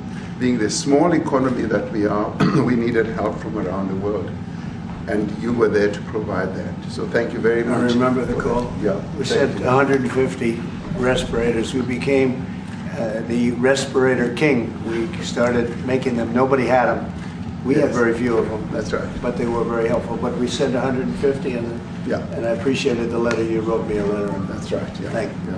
Well, I appreciate that very much. Thank you very much for that. It really touched my heart after I spoke to you and you delivered. So, great honor. Thank you very much. Yeah. Any questions, please? Mr. President, we welcome white Afrikaner refugees here. Can you explain to Americans why it's appropriate to welcome white Afrikaners here when other refugees like Afghans, Venezuelans, Haitians have all had their protected status revoked? Well, this is a group, NBC, that is truly fake news. They ask a lot of questions in a very pointed way. They're not questions, they're statements. We've had tremendous complaints about Africa, about other countries too, from people. They say there's a lot of bad things going on in Africa, and that's what we're going to be discussing today. When you say we don't take others, all you have to do is take a look at the southern border. We let 21 million people come through our border, totally unchecked, totally unvetted. They came from all over the world. In many cases, they're criminals. They come from prisons. They come from mental institutions. They come from street gangs. They're drug dealers. So don't say that we didn't take them. We take them. We're trying to get them out as fast as we can. And we're doing record business on that. And we just won a big case where we're allowed to send back hundreds of criminals to Venezuela. Just won that today in the Supreme Court. I'm happy to hear. But we do have a lot of people are very concerned with regard to South Africa, and that's really the purpose of the meeting, and we'll see how that turns out. But we have many people that feel they're being persecuted, and they're coming to the United States. So we take from many locations if we feel there's persecution or genocide going on. And we had a lot of people. I must tell you, Mr. President, we have had a tremendous number of people, especially since they've seen this. Generally, they're white farmers, and they're fleeing South Africa, and it's a very sad thing to see. But I hope we can have an explanation of that, because I know you don't want that. it's, you know, it's a kind of a different meeting. Normally we have meetings, we talk about trade, and we'll be talking about trade and other things. But that certainly will be a subject that comes up, yeah. Yes, please. Brian? Thank you very much. I'd like to get your thoughts on Letitia James. Director Polte, according to him, Letitia James says that the alleged mortgage fraud was simply a mistake. I want to get your thoughts on that. She put down that her father was her husband in order, and this is very similar to, I guess, the false accounts they have on here. Well, I don't know what it is currently, but Letitia James, who's the Attorney General of New York State, it seemed, I'm not involved in that at all. I know it's being handled by various groups, I guess, but it's major fraud, mortgage documents, and fraudulent everything. I think she said the father was her husband, which she had to have a husband, or so she chose her father, and she put it down, and she's had didn't she sign in Virginia, yet she said she lived in Virginia, yet she's the New York State Attorney General, and she did that for tax reasons, so she could take advantage of taxes. And she had the wrong number of units. She had a much different number, which wouldn't have allowed her to qualify and scam the government. So I don't know. I think she's very bad for New York, but I really don't know too much about it, but I appreciate the question. Thank you very much. Yes. Mr. President, for you to be convinced that there's no genocide. Please. Thank you, Mr. President. So May 25th will be the celebration of Africa Day, which pretty much a lot of celebration will be taking place around the world, including here in the United States. What is your message to the entire African continent, African people in this important occasion? Well, I want to see peace, and I want to see happiness. I want to see health, and you have incredible land. There's tremendous value. A lot of countries don't have that value in the land. The value you have. We have a situation. I think you probably heard about it. We've done through some very talented people, helped settle a war that's been raging for years. Rwanda and the Congo, and I think we've done it. Believe it or not, I think we've done it. And could you just say a few words about that, my friend? Yes. A couple of weeks ago, the two parties signed a declaration of principle in which they agreed on the way forward, and they have both submitted draft peace agreements, and we have put together one that incorporates both of their suggestions, and we've given it to them. So we're in the process of finalizing this. Looking good, right? Looking very good. No, we have to thank you for even those efforts, because the African continent, particularly SADC, our Southern African Development Community, has for years been seeking to foster peace in the Democratic Republic of the Congo. So all efforts, including those from outside the continent and inside the continent, are really worthwhile. We are removing our troops from there so that peace can then prevail in that whole area. And we hope that with the support of the international community, we will really have peace in that area. It's so vital, it's so important for the whole region. Well, we sent our people there, and I think we did a very good job, as headed by my friend, and that was great. That was great. I mean, I'm just hearing phenomenal reports, because all I'm hearing is death, and they're chopping heads off, and it's horrible over there. And it was really brave of you to go there, and I really appreciate it. And it looks like we have something very, very substantial. We also talked about trade with them in terms of rare earth and all, but really more for it's like, if you take a look at what we just did with Pakistan and India, we settled that whole thing, and I think I settled it through trade. We're doing a big deal with India, we're doing a big deal with Pakistan, and they said, what are you guys doing? Somebody had to be the last one to shoot. But the shooting was getting worse and worse, bigger and bigger, deeper and deeper into the countries. And we spoke to them, and I hate to say we got it settled, and then 2 days later, something happens, and they say it's Trump's fault. But Pakistan has got some excellent people and some really good, a great leader. And India is my friend, Modi. Modi? And he's a... Mutual friend? Yeah, he's a great guy. And I called them both, and we just did something good. We're trying to settle Russia, Ukraine. Spoke with President Putin for 2.5 hours the day before yesterday. I think we made a lot of progress, but that's a bloodbath. 5,000 people are being killed a week, 5,000 soldiers a week, not including people in cities and towns that are also being killed. So we're trying to help. And it doesn't affect us. It's not our people, it's not our soldiers, it's Ukraine and it's Russia, but if we can save 5,000 souls, we'll do it. We're pretty good at it. But that's a bad situation. That is a really bad situation. Well, you'd recall when President Zelensky was coming to South Africa, that's when I spoke to you. That's right. We both agreed that we need to push the peace message so that there can really be peace. And we've been involved in the Ukraine-Russia conflict for quite a while through my Minister of State Security here. We've been dealing with them, the exchange of children who were taken away, going through names and addresses and all that. So we've been invested in that whole process as well. And the moves that you're making are fully supported by us because we would like to see the end of that war.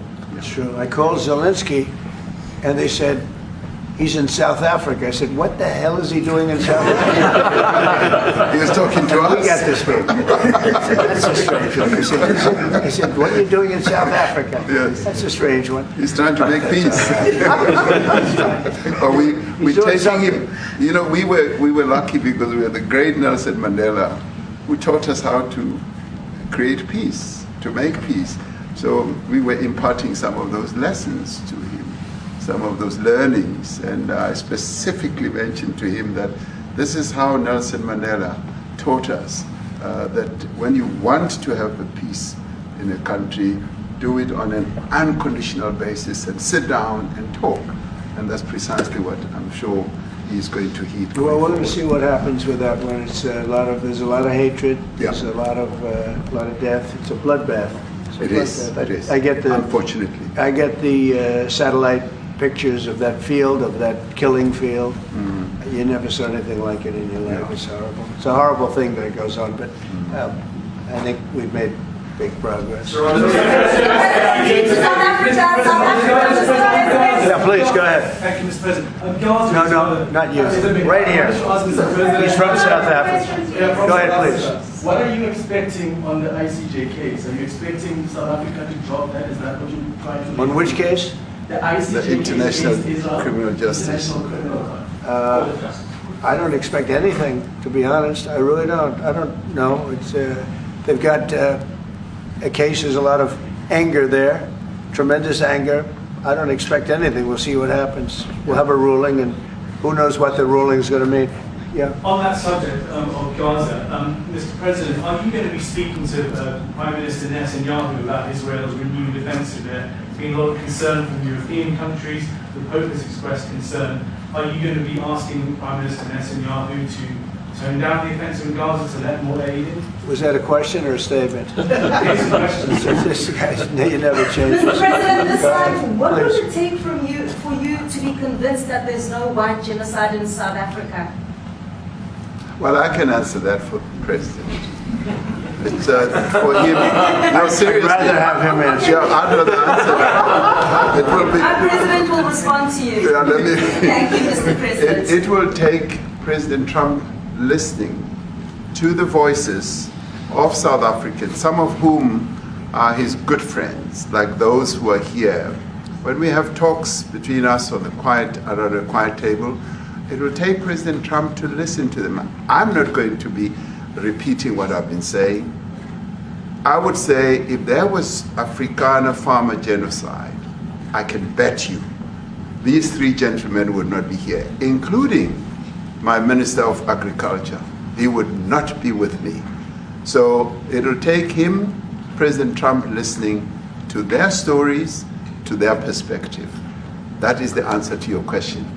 But, Mr. President, I must say that we have, wait. We have thousands of stories talking about it. Sure. And we have documentaries, we have news stories and that. Is Natalie here? Somebody here to turn that?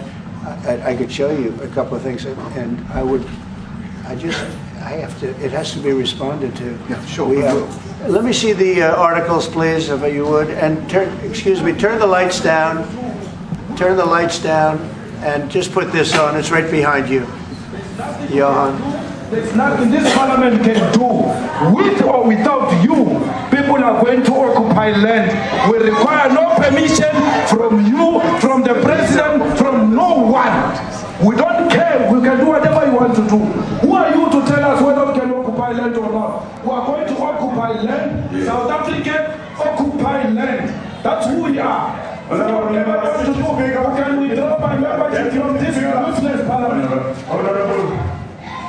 Yes, honorable member. Must never be scared to kill. A revolution demands that at some point there must be killing, because the killing is part of a revolutionary act. Shoot to kill. Yamaza. Kill the poor, the farmer. Kill the poor, the farmer. Pa, pa.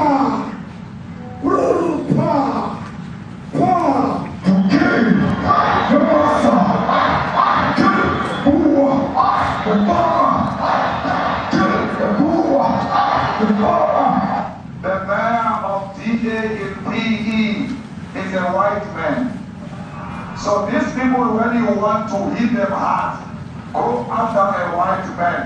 They feel a terrible pain because you have touched a white man. Not because Pajama and Soli will not be touched. They will be touched, no one. But we are starting with this whiteness. We are cutting the throat of whiteness. Shoot to kill. Yamasa. Kill the brewer. The farmer. Kill the brewer. The farmer. Pa.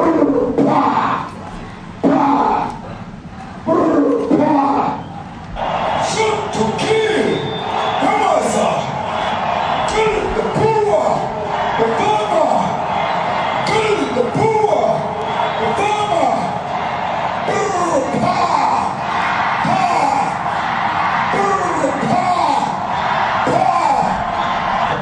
I don't know what's going to happen in the future.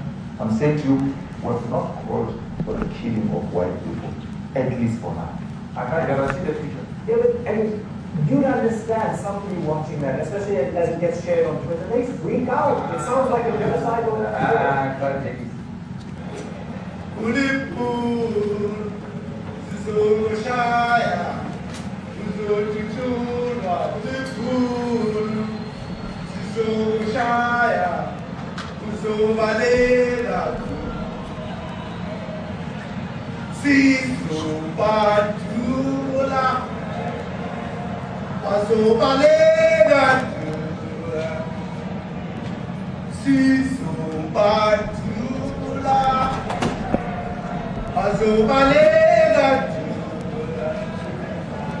Who will expropriate land without compensation, whether they like it or not. If they object, they can seek refugee in America.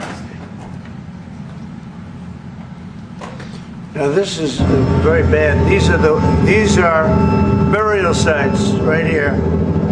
Burial sites. Over 1,000 of white farmers, and those cars are lined up to pay love on a Sunday morning. Each one of those white things you see is a cross, and there's approximately 1,000 of them. They're all white farmers, the family of white farmers. And those cars aren't driving, they're stopped there to pay respects to their family member who was killed. And it's a terrible sight. I've never seen anything like it. Both sides of the road you have crosses.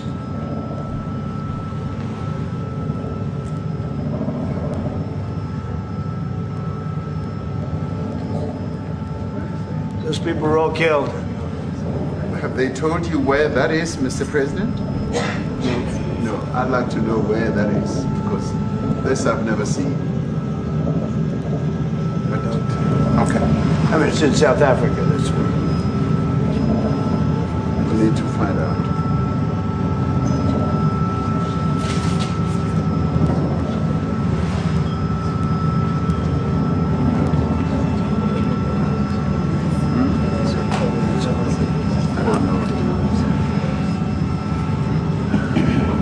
Those people.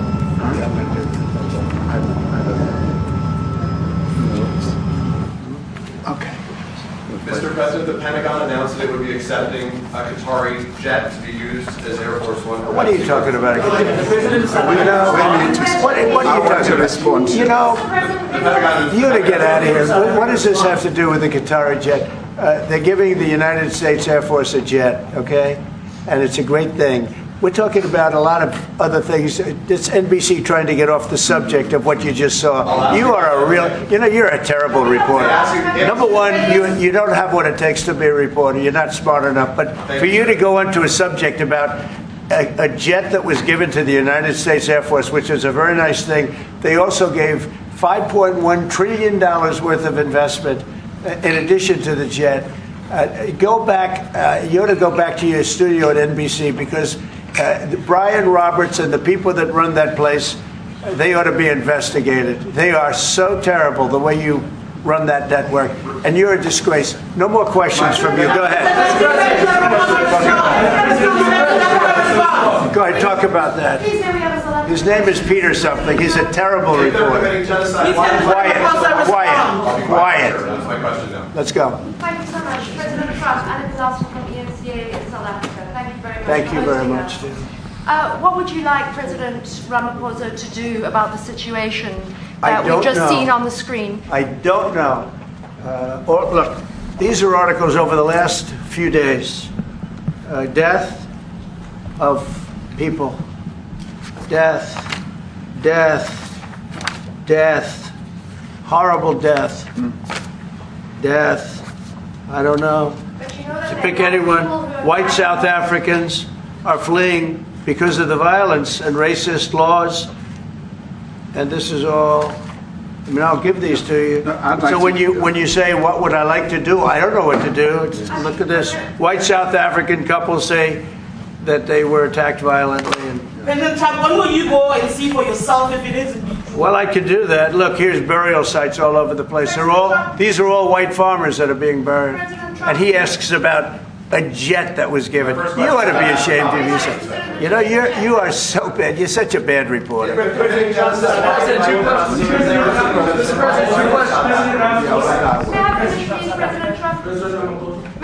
This is one after another. This family was wiped out. I'm just looking.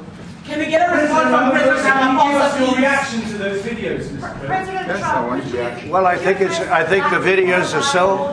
No. When you look at the videos, I mean, how does it get worse? And these are people that are officials, and they're saying that kill the white farmer and take their land. That's what it is. And I have other friends in South Africa. I have people that left. One in particular that says you can't go there. He said they want to take your land, they take your land, and they kill you. It's okay, and they say it's okay to do. Now, we're going to talk about it, but this is a tremendous, look, this is a story recent. These are all people that recently got killed. Yeah. And I don't know how it can get any worse. These are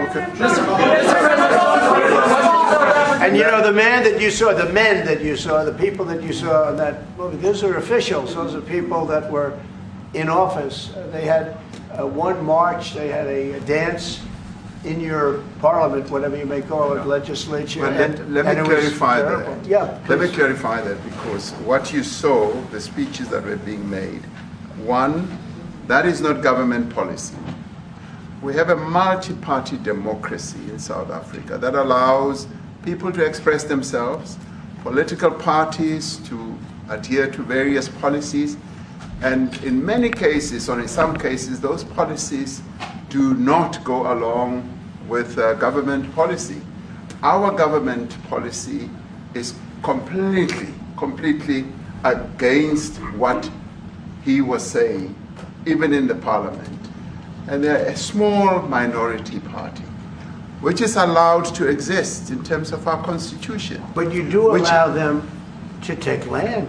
No. You do allow them to take land. Nobody can and then take when land. they take the land, they kill the white farmer. And when they kill the white farmer, nothing happens to them. No, there is nothing happens to them. There is criminality in our country. People who do get killed, unfortunately through criminal activity, are not only white people.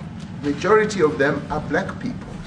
And we have now been utilized. The farmers are not black. I don't say that's good or bad, but the farmers are not black. And the people that are being killed in large numbers, and you saw all those grave sites, and those are people that loved ones going, I guess on a Sunday morning, they told me, to pay respect to their loved ones that were killed. Their heads chopped off, they died violently. And, you know, I mean, we're here to talk about it, and I didn't know we'd get involved here, but I will say this, that if the news wasn't fake, like NBC, which is fake news, totally, one of the worst, ABC, NBC, CBS, horrible. But if they weren't fake news like this jerk that we have here, if we had real reporters, they'd be covering it. But the fake news in this country doesn't talk about that.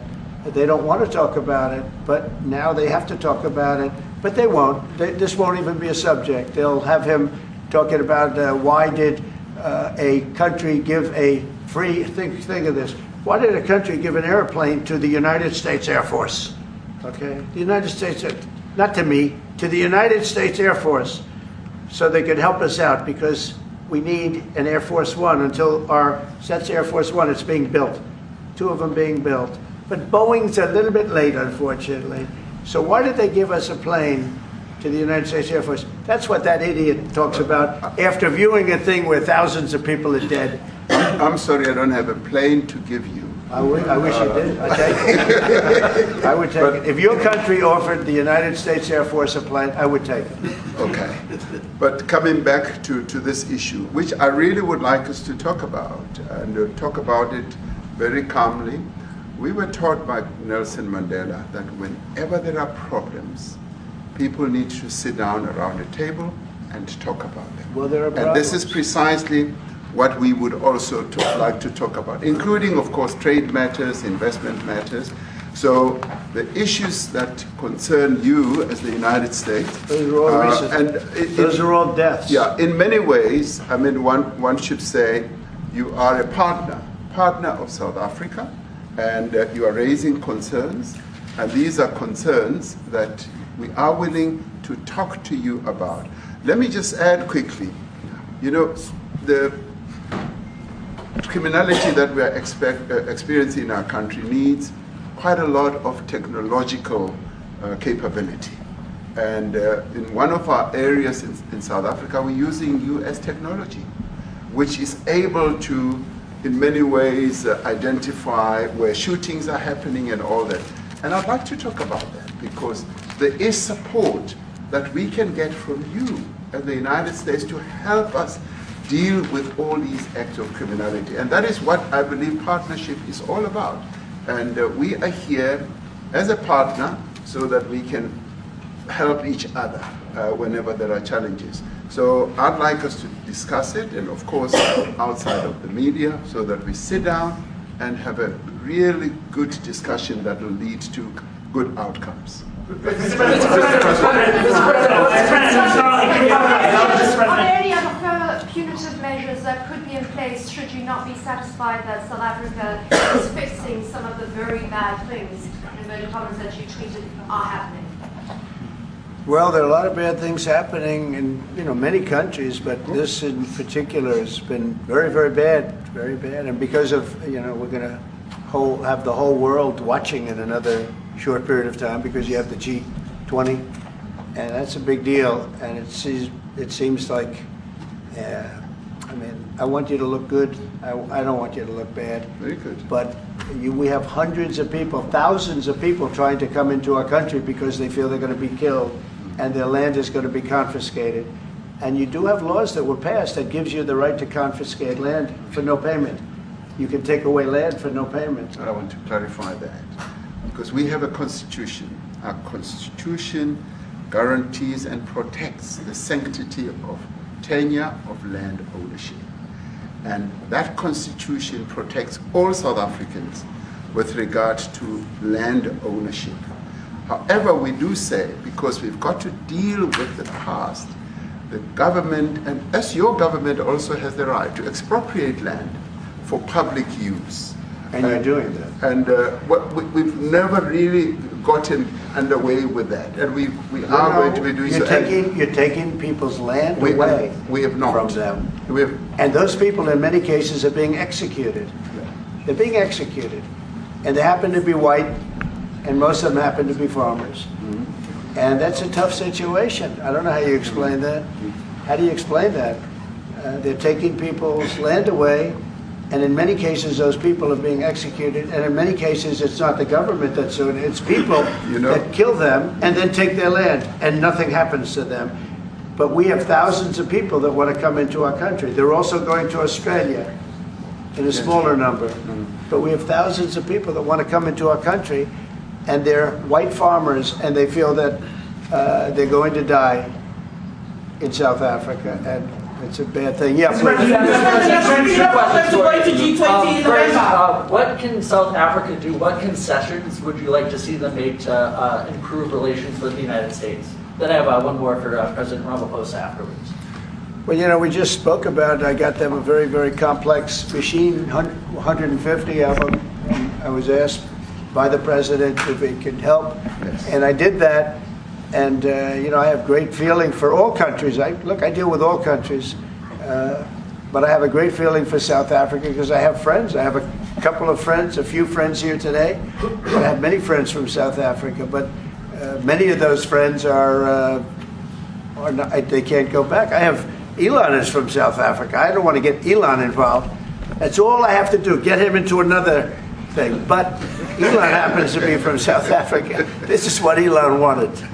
He actually came here on a different subject, sending rockets to Mars, okay? Yes. He likes that better. He likes that subject better. That's right. But Elon is from South Africa, and I don't want to talk to him about that. I don't think it's fair to him. That's right. But I will say that people are fleeing South Africa for their own safety. Their land is being confiscated, and in many cases they're being killed.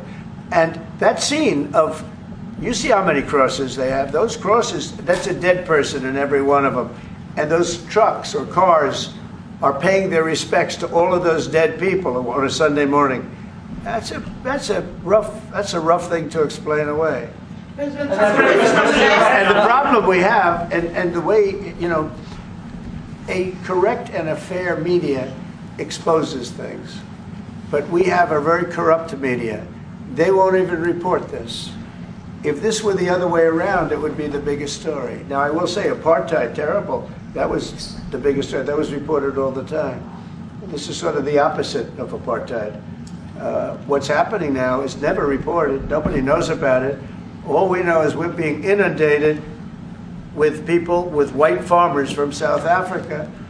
And it's a big problem. Marco Rubio was telling me he's never seen anything like it. The numbers of people that want to leave South Africa because they feel they're going to be dead very soon. Yes, please. I was going to say, Brian, go. If I could just ask you a question. 72% of farmers in your country are white. If they flee, do you feel that maybe the economy could collapse? You may not have a gap to fill in those people that need to replace those farmers. You know, I'd like my Minister of Agriculture, who is white, who comes from an opposition party to mine, who's joined my government at my invitation to address this very issue, including the question that you've just raised.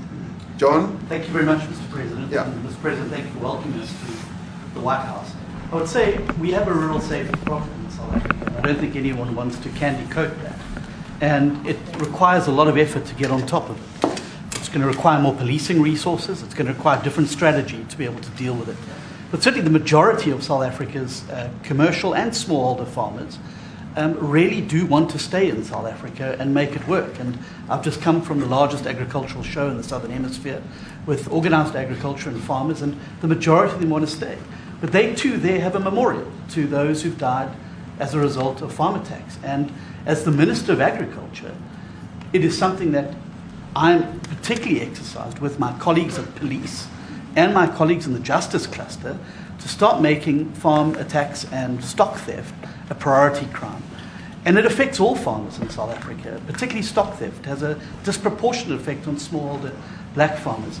I also want to just say this, that the two individuals that are in that video that you've seen are both leaders of opposition minority parties in South Africa. Nkonto Wesizwe under Mr. Zuma and the economic freedom fighters under Mr. Malema. Now the reason that my party, the Democratic Alliance, which has been an opposition party for over 30 years, chose to join hands with Mr. Ramaphosa's party was precisely to keep those people out of power. We cannot have those people sitting in the union buildings making decisions. And that is why after 30 years of us exchanging barbs across the floor in Parliament and trying to get one over on each other, we've decided to join hands precisely to keep that lot out of government. Because the day they get in to the doors of the union buildings in South Africa or control of our Parliament, that's what you're going to see. And that is why this government, working together, needs the support of our allies around the world so that we can strengthen our hand, grow our economy, and shut the door forever on that rabble getting through the doors of the union buildings, because then South Africa's future would be... So you denounced that type of language in the video that you saw? Oh yes, we've always done so. As government, as my own party, we are completely opposed to that.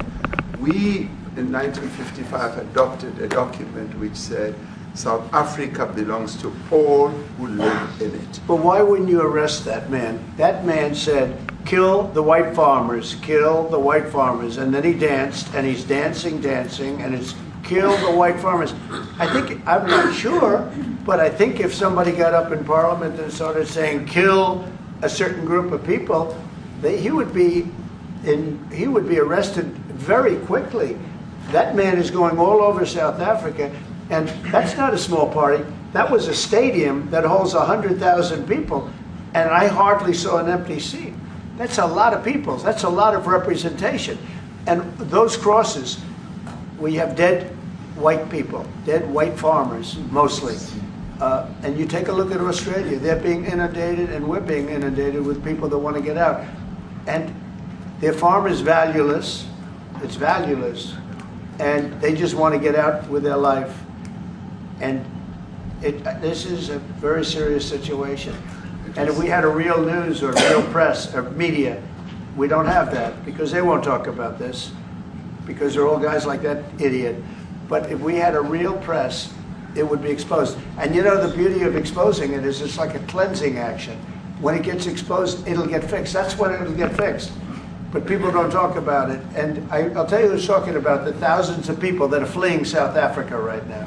Will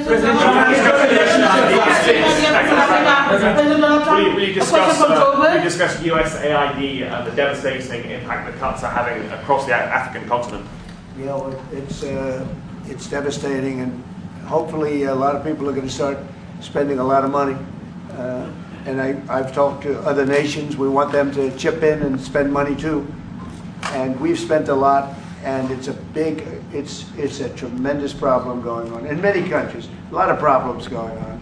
The United States always gets the request for money. Nobody else helps, as you know. Europe doesn't help. Europe hasn't given anything. All they do is sue our companies. You know, they sue Apple, and they sue all of our companies. Apple had to pay $17 billion on a nonsense lawsuit. Very unfair. But we're going to always be there to help. The Afrikaner is Sherwood Rice for South African Broadcasting. If this Afrikaner resettlement issue is resolved, you're going to go into a room after this, you guys are going to talk. If it is resolved, what is the potential for the future-looking relationship between the United States? It's got to be resolved. It should be resolved. It's a little bit bad when you see a stadium with 100,000 people in it, because that means it's more than just a little movement. It's a pretty big movement in South Africa, so it has to be resolved. It'll be the end of the country if it's not. But is there potential for the relationship moving forward? I hope so. That's why I'm here. I mean, I'm not here for my health. I'm here to see what it is. No, I'd like to see. I have friends. I can tell you, Ernie Els and Retief Goosen, they feel so strongly they wanted to be here on behalf of South Africa, not on behalf of me. And, you know, they said, can we be here for this? Because they love the country. Ernie, do you guys want to say a couple of words? I hate to put you in this. This is tougher than sinking a 3-footer. They have, and they've sank many 3-footers. Thank you, Mr. President. And thanks for the honor of being here. We've known each other a long time. We have spoken. You know, we're proud South Africans. I still have my South African passport. You know, we travel with this passport, you know, and I got my visa here. So, you know, but we want to see things get better in our home country. That's the bottom line. It's been 35 years since the transition. President Ramaphosa was right in the middle of the transition time in 1990 and before that. So it's been 35 years of ANC government, and I know there's a lot of anger, you know, through the transition. There was also a lot of stuff happening in the apartheid days. You know, we grew up in the apartheid era, but I don't think two wrongs makes a right. You know, President Mandela, when he came out of prison for all that time, didn't come out with hatred, you know, and really unified our nation through sport. You know, we won the Rugby World Cup in '95. 4 times. We won the African Nations Cup, soccer. You know, we won some majors as golfers and so forth. So what I'm trying to say is, you know, this has been a long time coming. That's why we really wanted to meet you, meet the administration, and see our way forward, because we still want to see our country flourish. You know, we've got some great things going on. Business is getting involved with government. Farmers are getting involved in local municipalities, trying to rebuild some of the infrastructure that's been decaying for a long time. So there's a lot of coexistence going on and help from a lot of areas. But I feel we need the US to push this thing through. We've got a great ally if we can have the US. It's always been an ally of South Africa for a very long time. Even in the days of the war, you know, up in Angola, you know, you guys helped us. So very important for us to have your support and you know, get the change we need. Boy, did you do that well. You might have done that even better than he plays golf, which is almost impossible. Johan, please.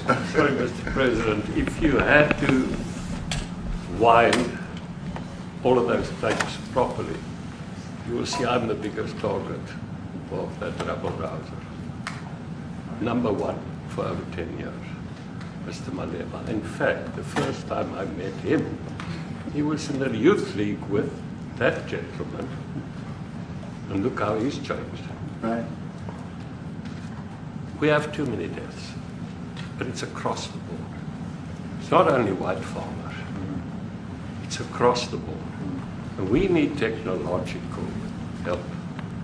We need Starlink at every little police station. We need drones. I actually got drones donated for the peace parks to stop elephant and rhino poaching. And his predecessor stopped the importation because he said the United States would spy on us. I mean, US basics, the ridicule. So if you can help us. Remember, sir, you and I lived in New York in the 70s. We never thought New York could be what it became. 2 commissioners, a tough mayor. We need your help to stop this awful killing. But it's across the board. Ernie is right now building a house in George. I'm building 3 cottages for my grandchildren on a farm outside Graaff-Reinet. I often go to bed without locking the door. And we have a serious problem with illegal aliens who stream across the border. And if you really look at our statistics, a lot of these murders, firstly it's unemployment and illegal aliens.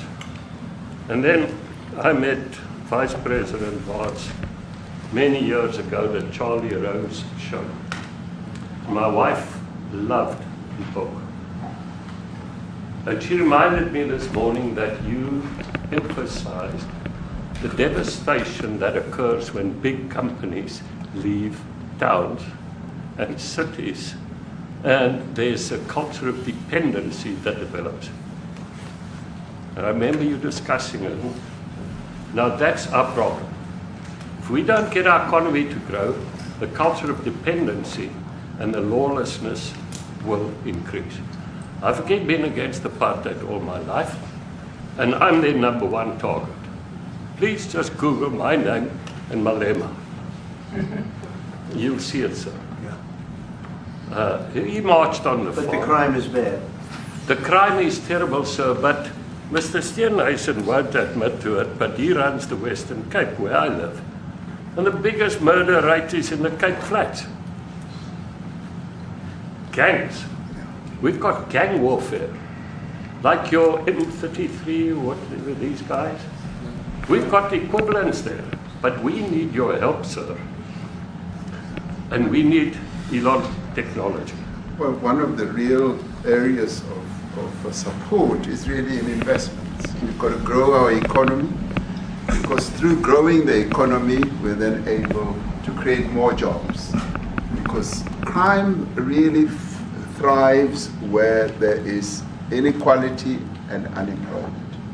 And that is one of the reasons that has brought us here, to improve our investment relations, our trade relations, so that we can preserve the number of jobs that your companies have created in South Africa. By virtue of what we export to you, we are able to create up to 500,000 jobs in the auto industry, in the agricultural industry, and a number of other industries, mining, where we export things to you. And we also know that as South African companies invest here, you are also able to create jobs. So it's a mutually beneficial relationship. So our main real reason for being here is to foster trade and investment, so that we are able to grow our economy with your support, and so that we are also able to address all these societal problems, because criminality thrives when people are unemployed, when they have no other hope to eke out a living. So that is what we need to resolve, and your support, your partnership with us is what is really going to give us a strong capability to move forward. Excuse me, do you have anything to say? I mean, I don't want to leave you out. You know, the guy won 3 or 4 majors. 3 or 4? No, only 2. That's a lot. By the way, 2's a lot. A lot of tournaments you won too. Do you have anything to say? Yeah, thank you, Mr. President. President Ramaphosa. I grew up in an area in South Africa that is a farmland area, Polokwane. And there is some issues up there. Obviously, my dad was a property developer as well as a part-time farmer. And yeah, some of these buddy farmers got killed. The farm is still going. My brothers run it, but it's a constant battle with farms they're trying to burn the farms down to chase you away. So it is a concern to try and make a living as a farmer. And at the end of the day, you know, without farmers, there's no food on the plate. So we need the farmers to produce the food. Farming, right? He wouldn't do it. He wouldn't even want to do what you're doing, right? They love farming. They don't want to leave. But it's a struggle. Yeah, and you know, food and fresh water is the most important thing in life. You know, without those 2 things, you can't survive. How is the water there? The water is great. Obviously, all the water comes out of the borehole, out of ground for us down there.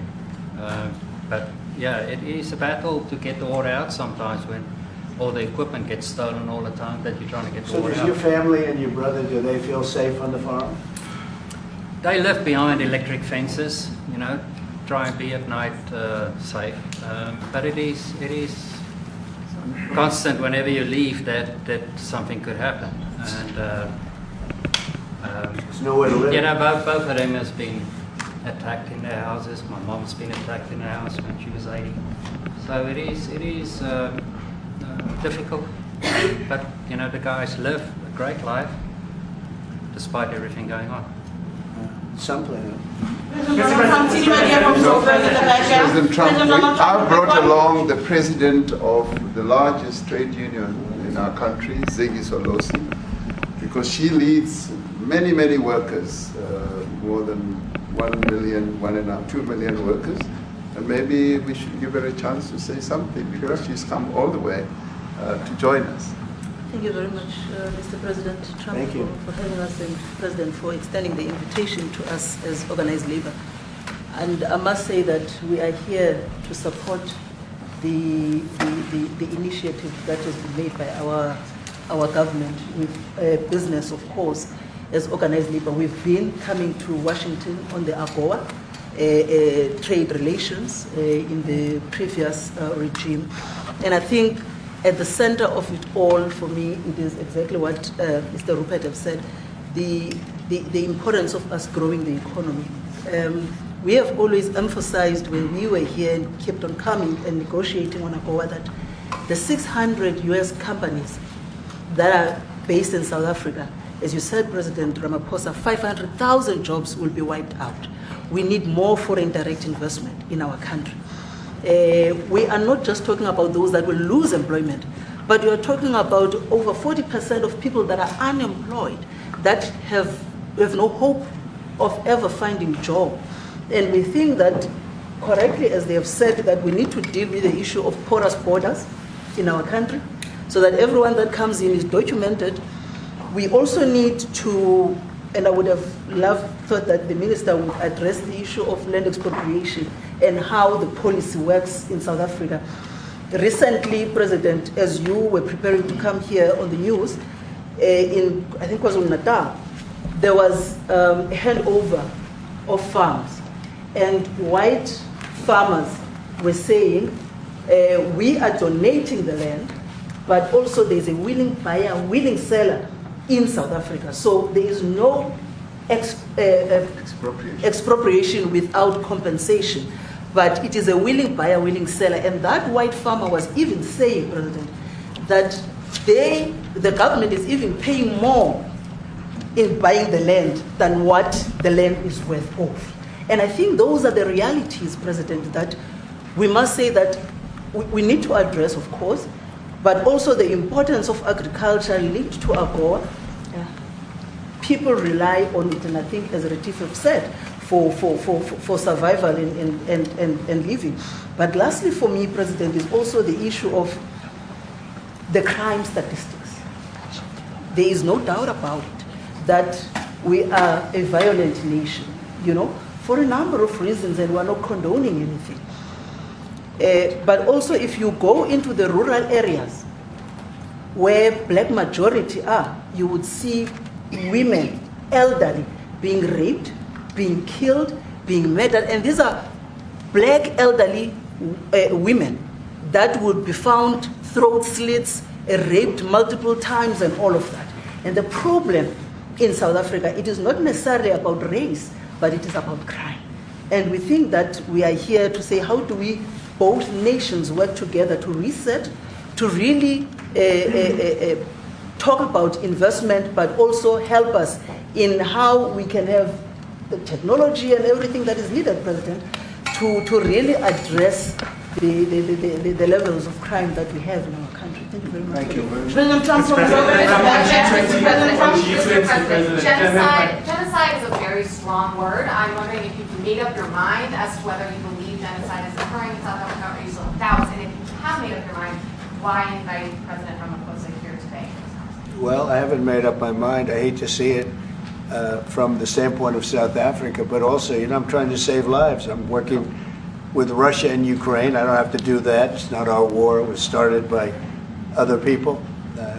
was helped along by our past administration. It would have never happened if I were president, but I'm trying to save lives, and no matter where.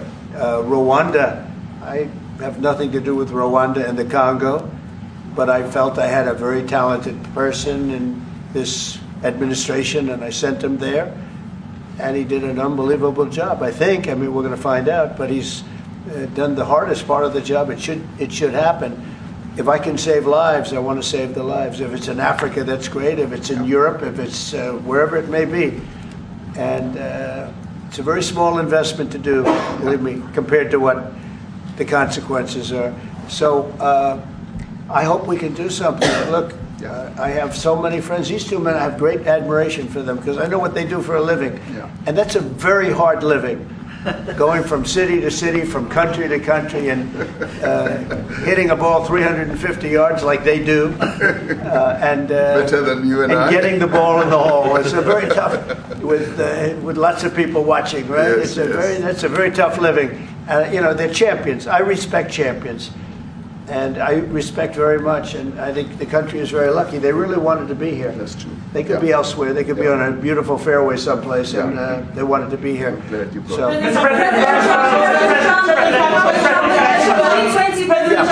My name is Yanda Mobile from Newsroom Africa in South Africa. Good. How important is it for the United States to be at our G20 summit in November, given the relationship between our two countries? You've just heard what has been said to you just now. Are you coming, and are you preparing to come? So without the United States, the G20, just like the G7, used to be the G8, but brilliantly they threw Russia out. Would have been a lot better if Russia was in. You know, a lot of people would say, oh, that's not it. Because if Russia was in, you probably wouldn't have this war. And if you had a different president, you wouldn't have the war either. But we have a G7. It's important that the United States is at both of them. I think without the United States, it's I really believe it's not very important. It's not the same meaning. As I said to President Trump, the U.S. really originated the G20. And it's important that the United States continues to play a key role in the G20. And we are privileged to be the president of the G20, but we are even overjoyed that we are going to hand over to the United States, who are the originators. And for that reason, I expect the United States to continue playing the leadership role in the G20 together with other countries. And I've said when I initially spoke to President Trump on the phone, I want him to come to South Africa for a state visit, and I also want him to come and participate in the G20. And I want to gladly hand over to President Trump to take the leadership of the G20 forward in November. Thank you very much. Thank you very much. Thank you. What is it going to take to convince you? They don't want to leave. They like you so much. How much do you need? Everybody, please keep moving. Thank you. Keep moving. Thank you. Moving. Ma'am. Keep going. Thank you. Thank you.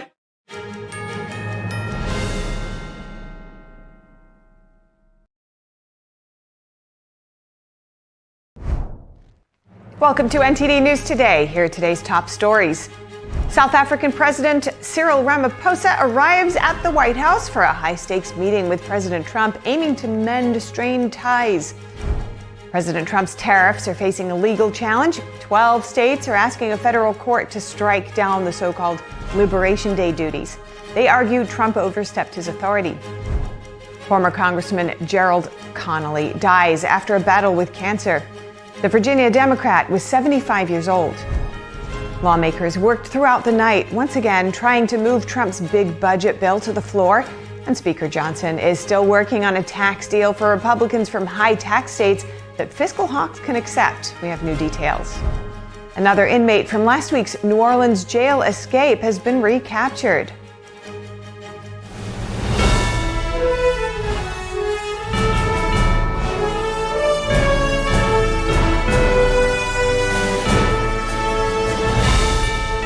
This is NTD News Today, live from our global headquarters in New York City.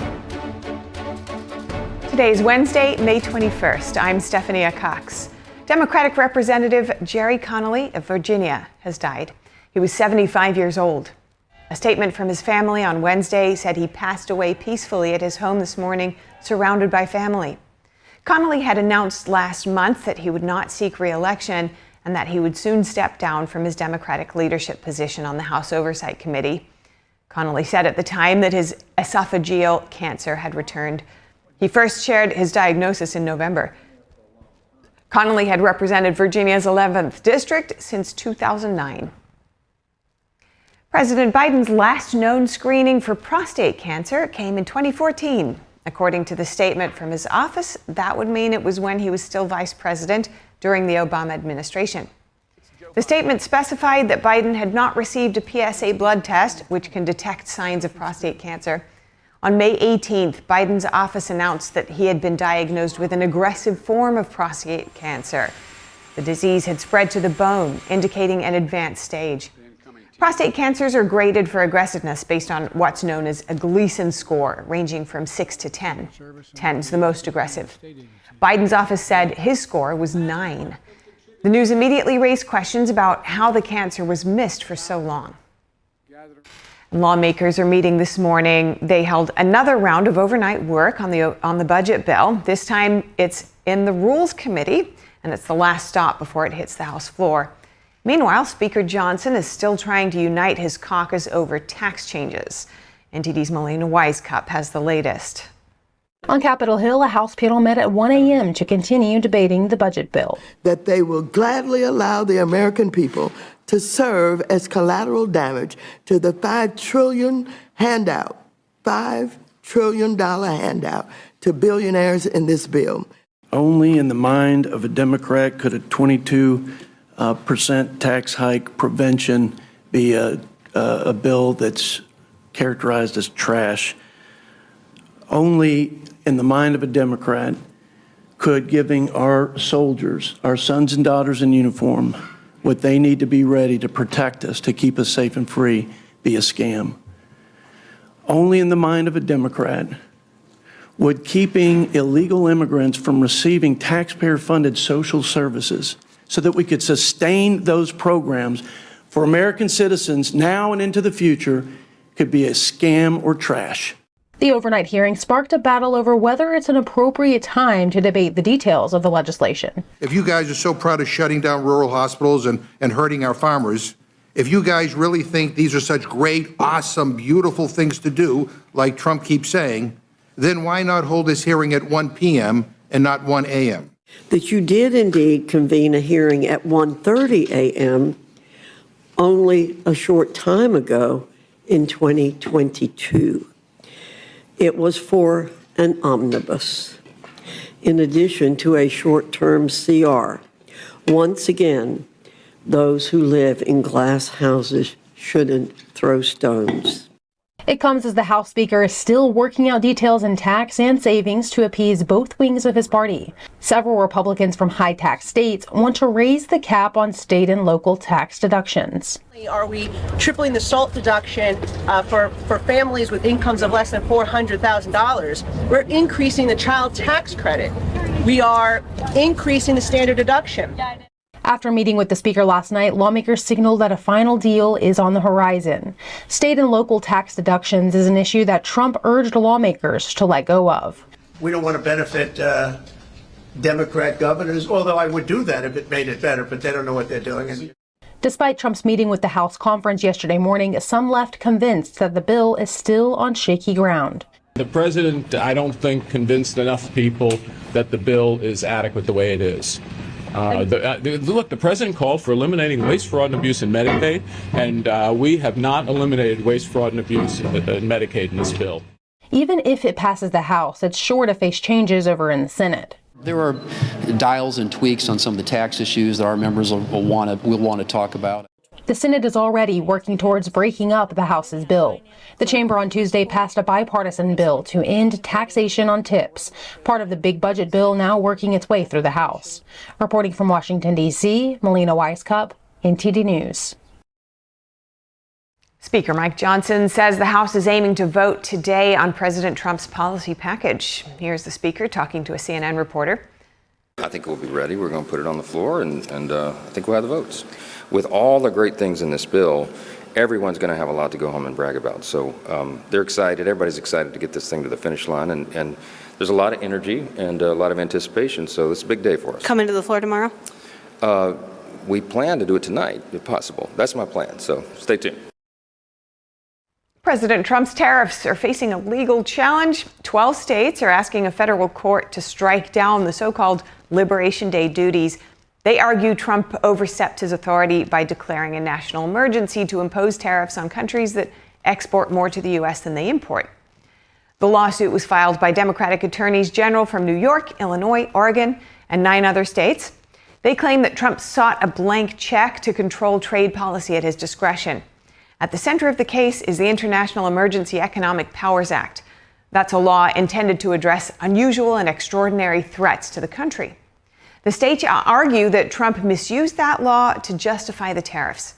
Trump has defended the tariffs, calling the United States' long-standing trade deficit a national emergency that has hurt American manufacturers.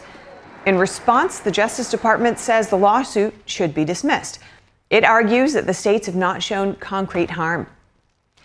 Another inmate from last week's New Orleans jail escape has been recaptured. State police confirmed last night that 19-year-old Corey Boyd became the fifth escaped prisoner to be captured. According to the Times-Picayune, Boyd is accused of killing a person while trying to break into a car last year. He's been charged with second-degree murder and pleaded not guilty. Boyd was found days after escaping through a hole behind a jail toilet. 5 men are still on the run. Officials say serious security failures made the breakout possible. Louisiana Attorney General's office said a sheriff's office employee was arrested following the jailbreak. Here's NTD's Christina Corona with more on that story. Sterling Williams, 33, is under arrest after admitting he helped 10 inmates break out of the Orleans Parish Jail. Deputies say the maintenance workers shut off water to a toilet that was blocking a hole in the cell wall, clearing the way for the escape. The group reportedly pried open a faulty cell door, moved the toilet, cut through steel bars behind the sink, and slipped through the gap. Graffiti left behind read "Too easy, LOL," with an arrow pointing to the hole. Officials say the inmates got out while the only guard on duty left to get food. It took hours before jail staff noticed they were missing. Williams said in his arrest affidavit that the escapees threatened to kill him if he didn't help. He also reportedly told police one inmate tried to grab his phone and asked him to bring a book containing Cash App information. Many of the escapees were jailed for violent crimes, including murder. Officials are citing multiple security lapses, including broken locks. Sheriff Susan Hudson, who oversees the jail, says she's taking responsibility.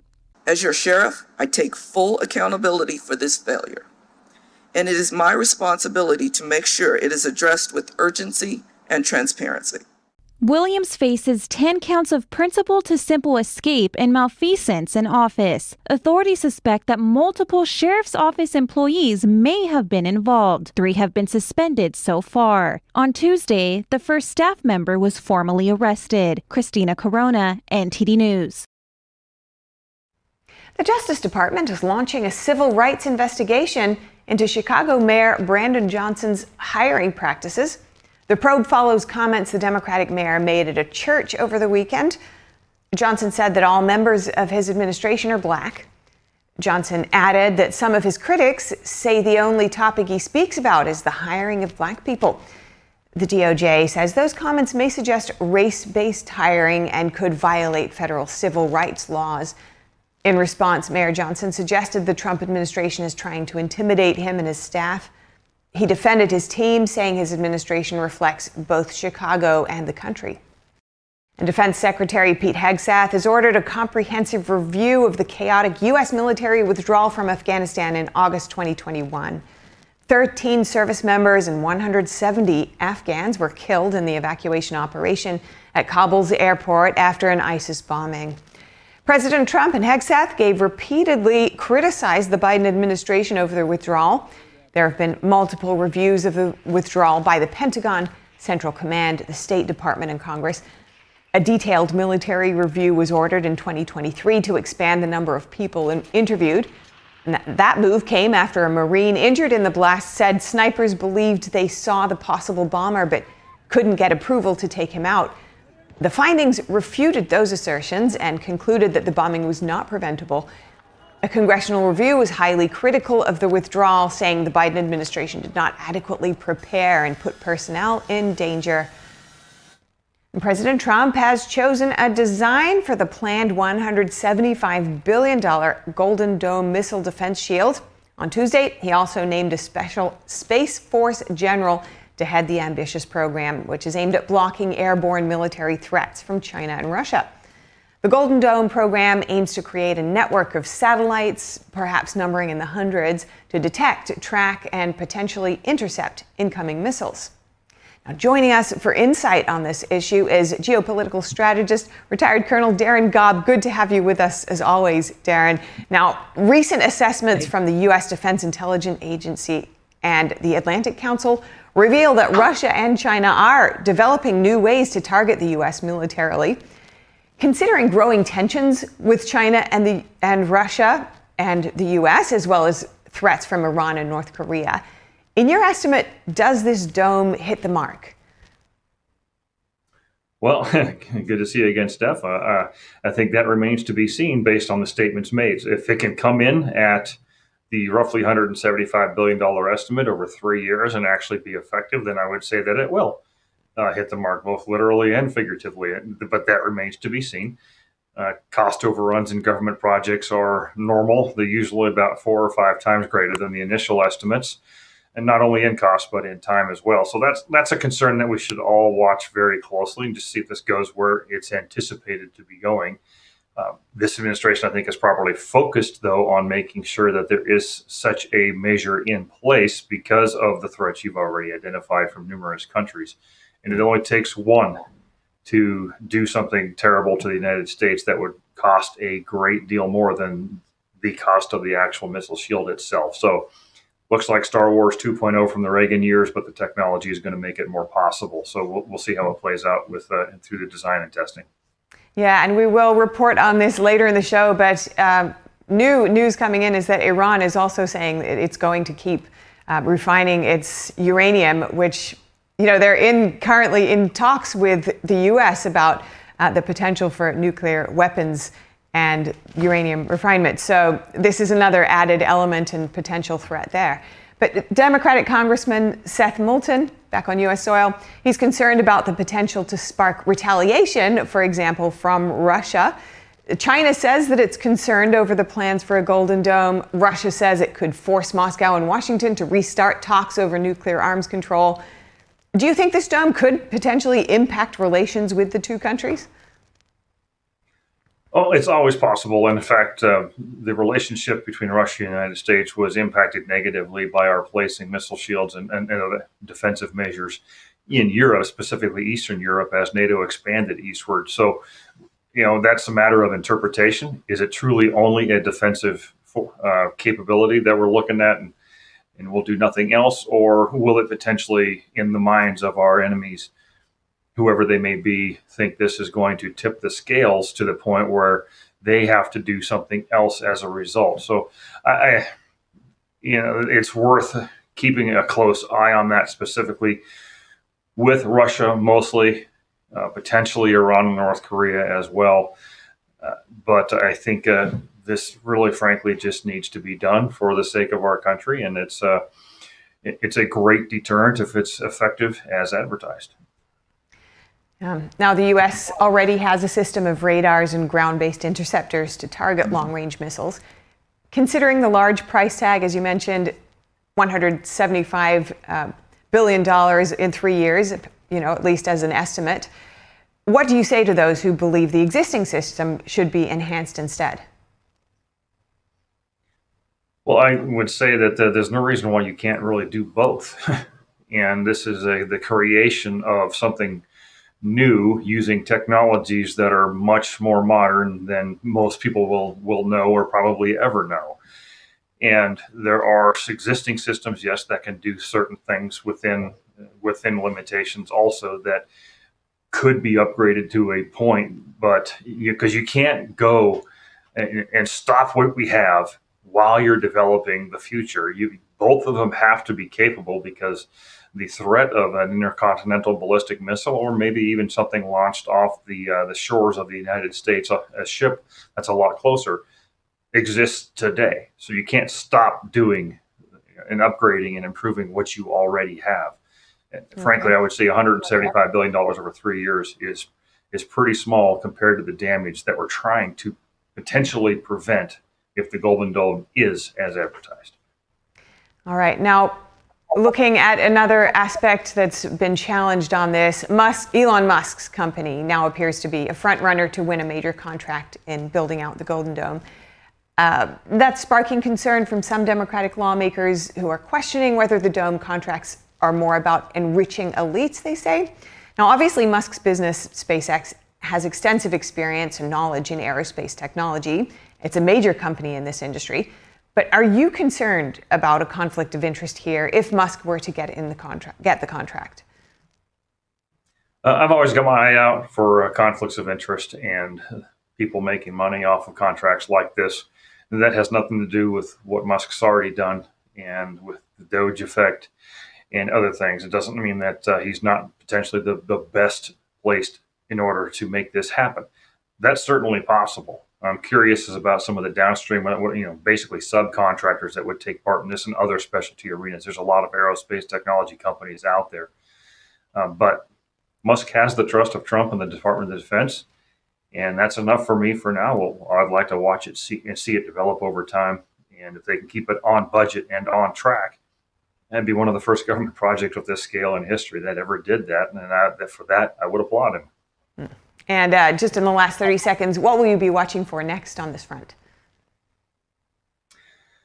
Well, there's a lot of stuff that is going to happen that we're never going to be seeing or be privy to, and it should be that way. This is when you start dealing with space, which I've worked in. It's highly classified and very controlled access, so you're not going to see much. What I'd like to actually know about is whether or not the design, when the design phase moves into testing phase, and how effective those tests are. All right, we will hopefully speak with you soon about this. Darren Gobb, as always, thank you. Thank you.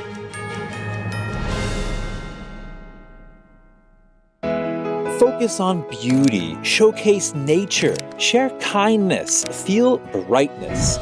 2025, the 5th NTD International Photography Competition. Capture the beautiful moments in your eyes.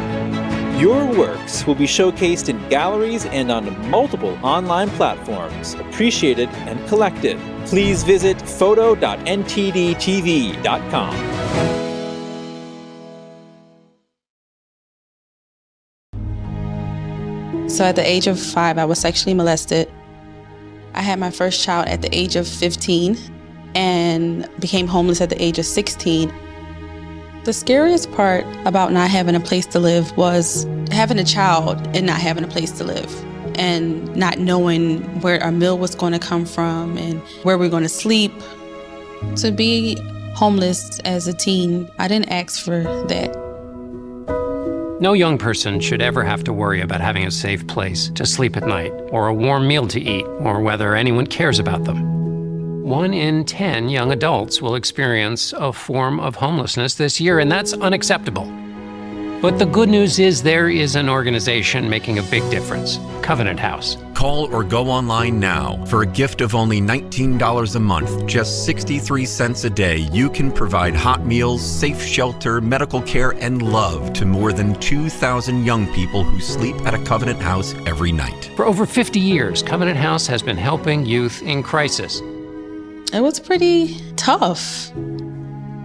But Covenant House really helped me and really helped mold me into the woman I am today. Call or go online right now to safeplacetosleep.org with your gift of just $19 a month. With your monthly donation, you'll receive this soft, comforting blanket as a reminder of the warmth and safety your gift will provide a young person tonight. I have no words to express how Covenant House changed my life They gave me the love that I needed. They just really genuinely just wanted to help me succeed, and I'm succeeding. Your $19 monthly gift is urgently needed to reach other young people who are facing unimaginable situations. Call or go online to safeplacetosleep.org. Your support makes the work of Covenant House possible. Thank you for caring. We come from a long line of farmers, and there's a sense of pride, but there's also a significant amount of pressure. Farmers have to take care of their physical and their mental health, because what's a farm without a farmer? Watching the sun come up, that's my time. I can have a cup of coffee, and every day is a new opportunity. That's cool. Your hand's gotten so Yay! Don't forget to check in on yourself. Love, your mind.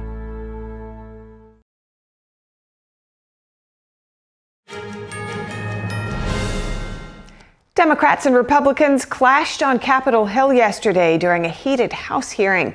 The session focused on charges against a Democratic congresswoman over a recent scuffle outside a detention center in New Jersey. So let's be honest. Who exactly are the Democrats fighting for here? This is the part I don't get, because it isn't the American people. Members of Congress have every right to conduct oversight at ICE facilities and any other federal agency. The Department of Justice charged Congresswoman LaMonica McIver with assault in connection with the May 9th protest at an ICE detention center in Newark. She, along with Newark Mayor Ras Baraka and other members of Congress, stormed into the facility as the security gate opened. The gate was opened to allow a bus carrying illegal immigrant detainees through. Law enforcement officers tried to stop protesters from entering at the gate. Republicans said the behavior of elected officials at the facility amounted to obstruction, not oversight. Congressman Jeff Van Drew commented that the facility was filled with illegal immigrant criminals charged with offenses ranging from rape to murder.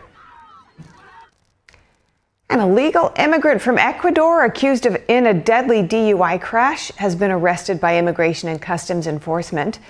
German Ingari Inga is facing vehicular homicide charges in Minnesota. It follows a crash in August that killed a mom named Victoria Eileen Harwell and injured her daughter and sister. Authorities say Ingari Inga had a blood alcohol level twice the legal limit. Fox News reports that he was previously arrested by the Hennepin County Sheriff's Office in May, but released without ICE being notified despite a detainer request. ICE officials say local authorities declined to honor 2 detainers after citing state legal guidance. The agency eventually located and arrested Yangari Inga. Federal officials say he first entered the U.S. in 2016 and was previously placed into removal proceedings. Next, controversy after a group of illegal immigrants was flown to South Sudan. A federal judge in Boston has ordered the Trump administration not to release the group from custody, suggesting they may remain aboard the plane after the landing. Judge Brian Murphy says officials could face criminal contempt charges if they breached his earlier ruling, which bars deportations to third countries without due process. Attorneys say at least a dozen individuals were placed on the flight in defiance of that order. They say among those on the plane were migrants from Vietnam and Burma, which is also known as Myanmar. South Sudan remains unstable with ongoing violence and humanitarian crises. Judge Murphy emphasized the migrants must remain in custody until a new hearing is held. The Department of Homeland Security responded to the judge's order. In a briefing today, immigration authorities said their home countries would not take the illegal immigrants back. They didn't specify what their final destinations would be. These heinous individuals have terrorized American streets for too long.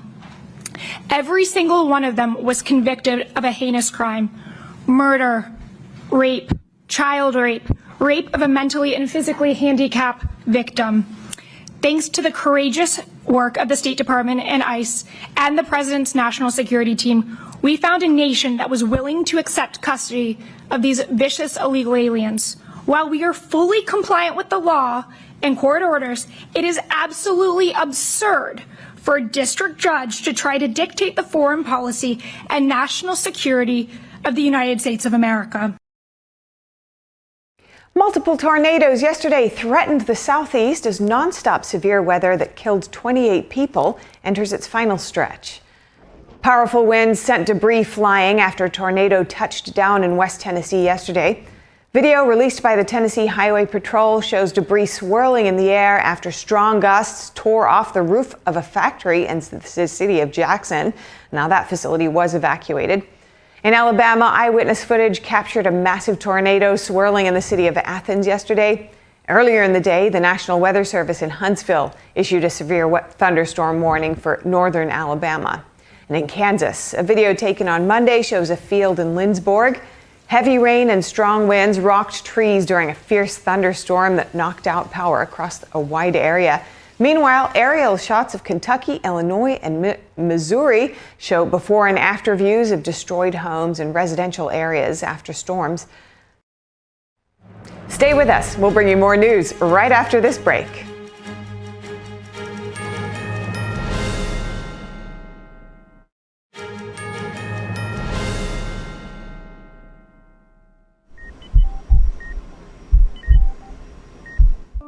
I had a pretty normal mom life.